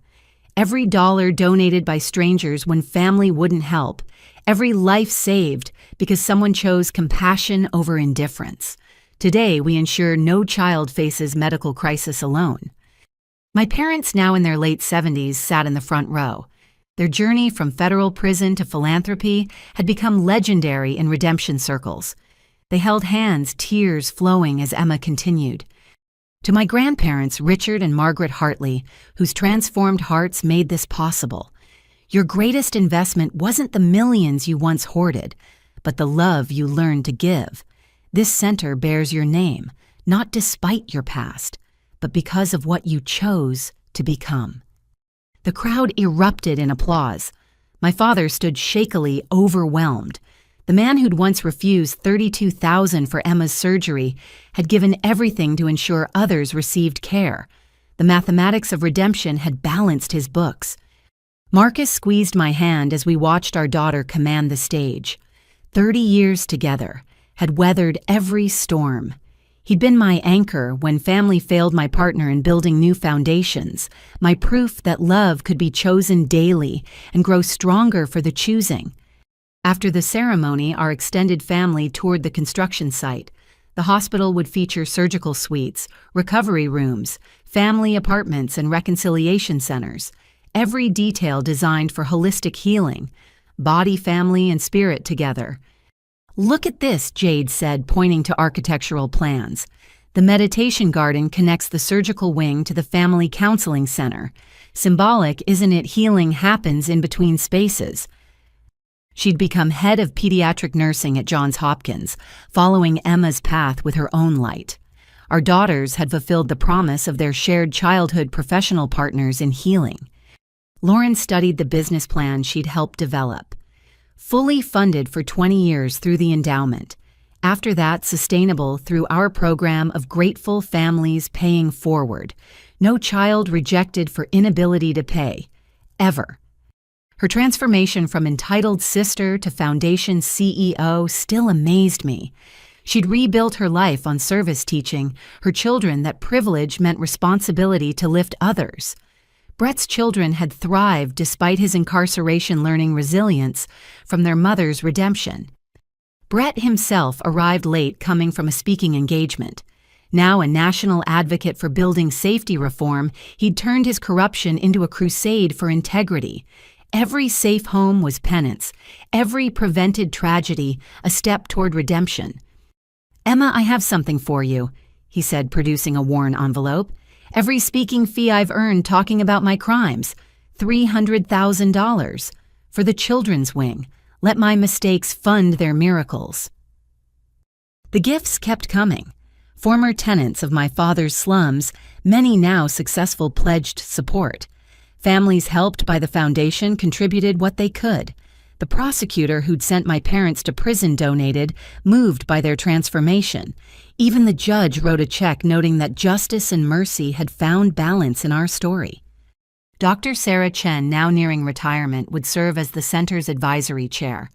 "I saved one girl who saved thousands," she said simply. "Best surgery I ever performed."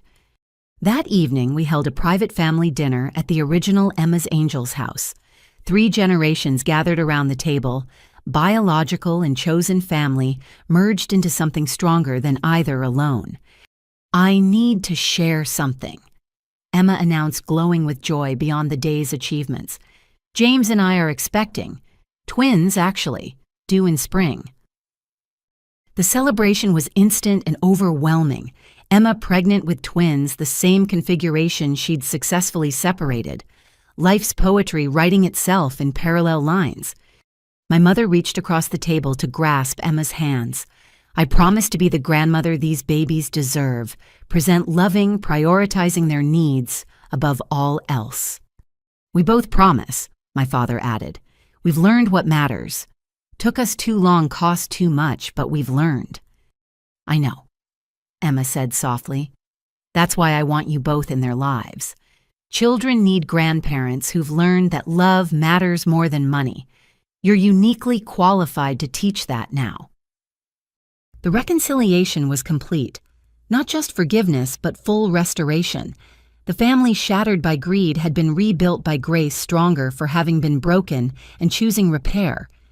To think, Marcus mused, it all started with $32,000, the price of a car, the cost that changed everything, the cost that revealed everything I corrected. The money was just the catalyst. The choices afterward were what mattered. Lauren raised her glass. To choices, to consequences, to redemption earned one day at a time. To Emma, Brett added, who showed us grace when we deserved judgment. To Mom, Emma countered, looking at me, who stood up when standing seemed impossible, who fought when fighting seemed futile, who built beauty from betrayal. To all of us, my mother concluded, broken and rebuilt, failed and forgiven, proof that the worst moments can become the best motivations if we choose transformation over stagnation. We toasted the sound of glasses meeting like bells announcing not an ending, but a continuation. The story that began with rejection had evolved into redemption, but it wasn't over. It would continue through the twins. Emma carried the children the hospital would heal. The family's reconciliation would restore. After dinner, I found myself alone with Emma in the garden where she'd relearned to walk. The same space that had witnessed her first post-surgery steps now held a woman who'd traveled miles beyond what seemed possible. Any regrets? She asked the question, startling in its directness. About what? The path we took, the price paid, the years of anger before forgiveness. Any of it. I considered carefully. I regret the pain you suffered, the fear you faced, the family that failed you initially, but regret the journey no, because look what grew from that barren ground. I've been thinking about the twins, she said, hand resting on her still flat stomach. What legacy we're leaving them, what story they'll inherit. They'll inherit truth, I said, the truth that families can fail and rebuild. That money means nothing without love. That redemption is possible for anyone willing to work for it. That's a powerful legacy. They'll have grandparents who learned those lessons the hard way. The best teachers often do. We stood quietly remembering the girl who couldn't stand and seeing the woman who stood for so much. The foundation had helped over 100,000 children. The reconciliation program had restored 5,000 families. The redemption ripples had spread beyond counting. Mom, I want to tell you something, Emma said. Something I've never said directly. I waited. Thank you for not accepting their no. Thank you for fighting when it would have been easier to despair. Thank you for showing me that love looks like action, not just words. Everything good in my life flows from your refusal to accept their rejection. Everything good in your life flows from your courage to forgive, I replied. I could have fought forever and built nothing but bitterness. You chose grace. That changed everything. We chose it together, and look what we built. The foundation's campus sprawled before us. Buildings named for donors' gardens for grateful families, paths connecting services that addressed every aspect of healing. What had started as one desperate mother's fight for her daughter had become a movement of millions choosing compassion. I have something for you, Emma said, producing a wrapped package. Inside was a photo album carefully curated. The first image Emma in the hospital, unable to walk, face etched with pain, but eyes full of determination. The last Emma in surgical scrubs, standing tall, surrounded by children she'd helped walk again. Between those bookends, the entire journey, the investigation, the trial, the surgery, the recovery, the reconciliation, the redemption. Every broken piece that had been reassembled into something beautiful. For the twins, she explained, so they know their story, all of it. The failures and the forgiveness, the breaking and the building, the full truth of how love can transform anything. Even grandparents who chose wrong, especially grandparents who chose wrong and then chose to make it right. That's the most powerful story. Not perfection, but redemption. Not avoiding mistakes, but learning from them. My phone buzzed with a message from the foundation. The Nobel Committee had announced their decision. Emma's angels hadn't won the Peace Prize, but we'd received something better, a special commendation for transforming family betrayal into systematic change that has healed bodies and relationships globally. "We changed the world," Emma said softly. "From one family's failure, we changed the world." "You changed the world. I just refuse to accept no for an answer." And taught me to do the same. To refuse to accept that broken meant permanently damaged. That betrayed meant bitter. That fallen meant finished. The stars were appearing, our old friends witnessing another milestone. Somewhere my parents were preparing tomorrow's lessons on choosing people over profit.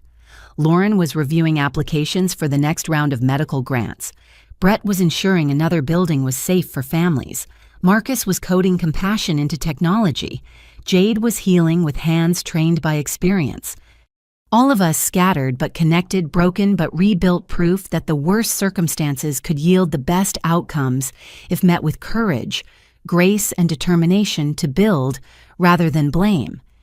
"Love you more than all the stars," Mom Emma said, invoking our ritual one more time. "That's infinite love, baby. Still not enough for what you gave me, what you taught me, what you showed me about standing up even when your legs don't work." We headed inside where family waited. The house hummed with conversation, laughter, and the sound of children playing. Lauren's adopted daughter practiced soccer moves while Jade's boyfriend played guitar. My parents sat close together, their love rebuilt on honesty rather than wealth. Marcus orchestrated dinner cleanup with military precision, softened by constant smiles. This was wealth. This was success. This was the fortune that couldn't be frozen by federal agents or stolen by greed. It was the investment that paid dividends in healed hearts and restored hope. "One question," I asked Emma as we joined the others. "What do we tell the twins when they're old enough to understand about how our family began?" She smiled, wisdom beyond her years shining through. "We tell them the truth, that great-grandma and great-grandpa once loved money more than people, that grandma loved me more than comfort, that I learned to love them more than anger. And that love, active choosing, forgiving love, can transform any tragedy into triumph. The full truth, every broken, beautiful bit of it, because that's what makes us who we are. Not the perfect family, but the perfected one. Not without scars, but stronger for them. Not pretending the past didn't happen, but proving it doesn't have to define the future." My father overheard and approached humility etched in every line of his face. Tell them their great-grandfather was a fool who nearly lost everything that mattered for everything that didn't. But also, tell them he learned that redemption is real, that grace can grow in the unlikeliest ground. Tell them, my mother added, joining us, that love is the only inheritance worth leaving. We learned that too late for Emma, but just in time for them. The evening continued with the chaos of a large, loving family. Stories were shared, plans were made, children were hugged. The twins would be born into this, a family forged in failure but refined by redemption, proof that blood alone doesn't make family, but choice does. As the night wound down and goodbyes were exchanged, each person carrying their piece of our shared story back into the world, I reflected on the journey. 15 years from rejection to redemption, from a mother's desperate plea to a movement changing millions of lives, from family fractured by greed to one fused by grace. The Apostle Paul wrote that God works all things together for good. Looking at my family, the foundation the lives touched and transformed, I finally understood. Not that God caused the pain, but that He could use it. Not that suffering was good, but that good could grow from it. Not that betrayal was blessed, but that blessing could bloom from the ashes. Emma stood at the door saying goodbye to grandparents who'd learned to prioritize presence over presence. They held her carefully, like the gift she'd always been, but they'd been too blind to see. The reconciliation was complete, the redemption real, the restoration remarkable. Thank you, my father whispered to me as he left, for not giving up on us even when we gave up on you. Thank you, I replied, for proving people can change. Only because you showed us the way, you and Emma, our teachers in the classroom of consequences. After everyone left, Marcus and I cleaned up together the comfortable rhythm of long partnership. Emma had returned to her apartment, the twins and her husband needing rest. Tomorrow would bring new challenges: construction decisions, medical consultations, foundation meetings. But tonight was for gratitude. You know what amazes me most? Marcus asked as we finished. That it all turned out exactly as it should. Every rejection, every betrayal, every hard choice led here. To this family, this purpose, this life. Redemption's strange mathematics, I agreed. Subtract greed, add grace, multiply mercy, and somehow the equation balances. We stood on the porch looking at the stars that had witnessed our entire journey. From that desperate morning when my parents refused to help through investigations and imprisonment surgery and recovery, rebuilding, and reconciliation to this moment of complete restoration. The stars seemed to pulse with promise. For the twins who would inherit both story and mission. For the children who would be healed in the hospital Emma was building. For the families who would find reconciliation in our programs. For the ongoing ripples of redemption spreading outward like light from distant suns. Love you more than all the stars, Marcus whispered, borrowing Emma's phrase. That's a lot of love. Not nearly enough for the life we've built from the ruins. He was right. We'd built something beautiful from betrayal, something lasting from loss, something meaningful from mistakes. The family that had failed had become one that lifted others from their own failures. The wealth hoarded had been transformed into worth shared. The rejection that nearly broke us had become the foundation for rebuilding thousands of other broken families. As we went inside, turning off lights and securing doors, I thought about tomorrow. The construction continuing, the children needing help, the families seeking reconciliation, the grandparents teaching hard-learned lessons, the daughters carrying forward the mission, the twins preparing to enter a world made better by transformed pain. But mostly I thought about Emma, the girl who couldn't walk teaching the world to run toward redemption, the child betrayed by blood teaching the universe about chosen family, the patient who became the healer, the victim who became the victor, the rejected who became the beacon of acceptance. She'd asked if I had regrets. Only one, that it took pain to teach us what love looked like in action. But perhaps that was the only way we could have learned it deeply enough to teach others. Perhaps the breaking was necessary for the breakthrough. The house settled into quiet, full of memories and promise. In the morning, work would continue. Lives would be touched. Hope would be distributed. Love would be multiplied. But tonight, in the silence that held years of noise transformed into symphony, I simply whispered thanks. For the no that became yes. For the closed door that opened windows. For the family that failed and therefore learned to succeed at what actually mattered. The resolution wasn't an ending, but an eternal beginning. Every healed child extending the story, every reconciled family adding chapters, every transformed heart proving that redemption was real. Grace was powerful, and love, properly understood and actively chosen, could indeed transform any tragedy into triumph. The stars watched witness to it all. And somewhere, a 14-year-old girl who couldn't walk was teaching the universe to dance. The story that began with betrayal would continue with blessing, forever and always. Because grace, like starlight, travels infinitely outward, illuminating everything it touches, transforming darkness into dawn, one choice at a time. If Emma's story touched your heart, I'd love to hear your thoughts. Have you experienced family betrayal that led to unexpected blessings? Have you witnessed redemption in your own life? Please share your story in the comments below. Your experience might be exactly what someone else needs to hear today.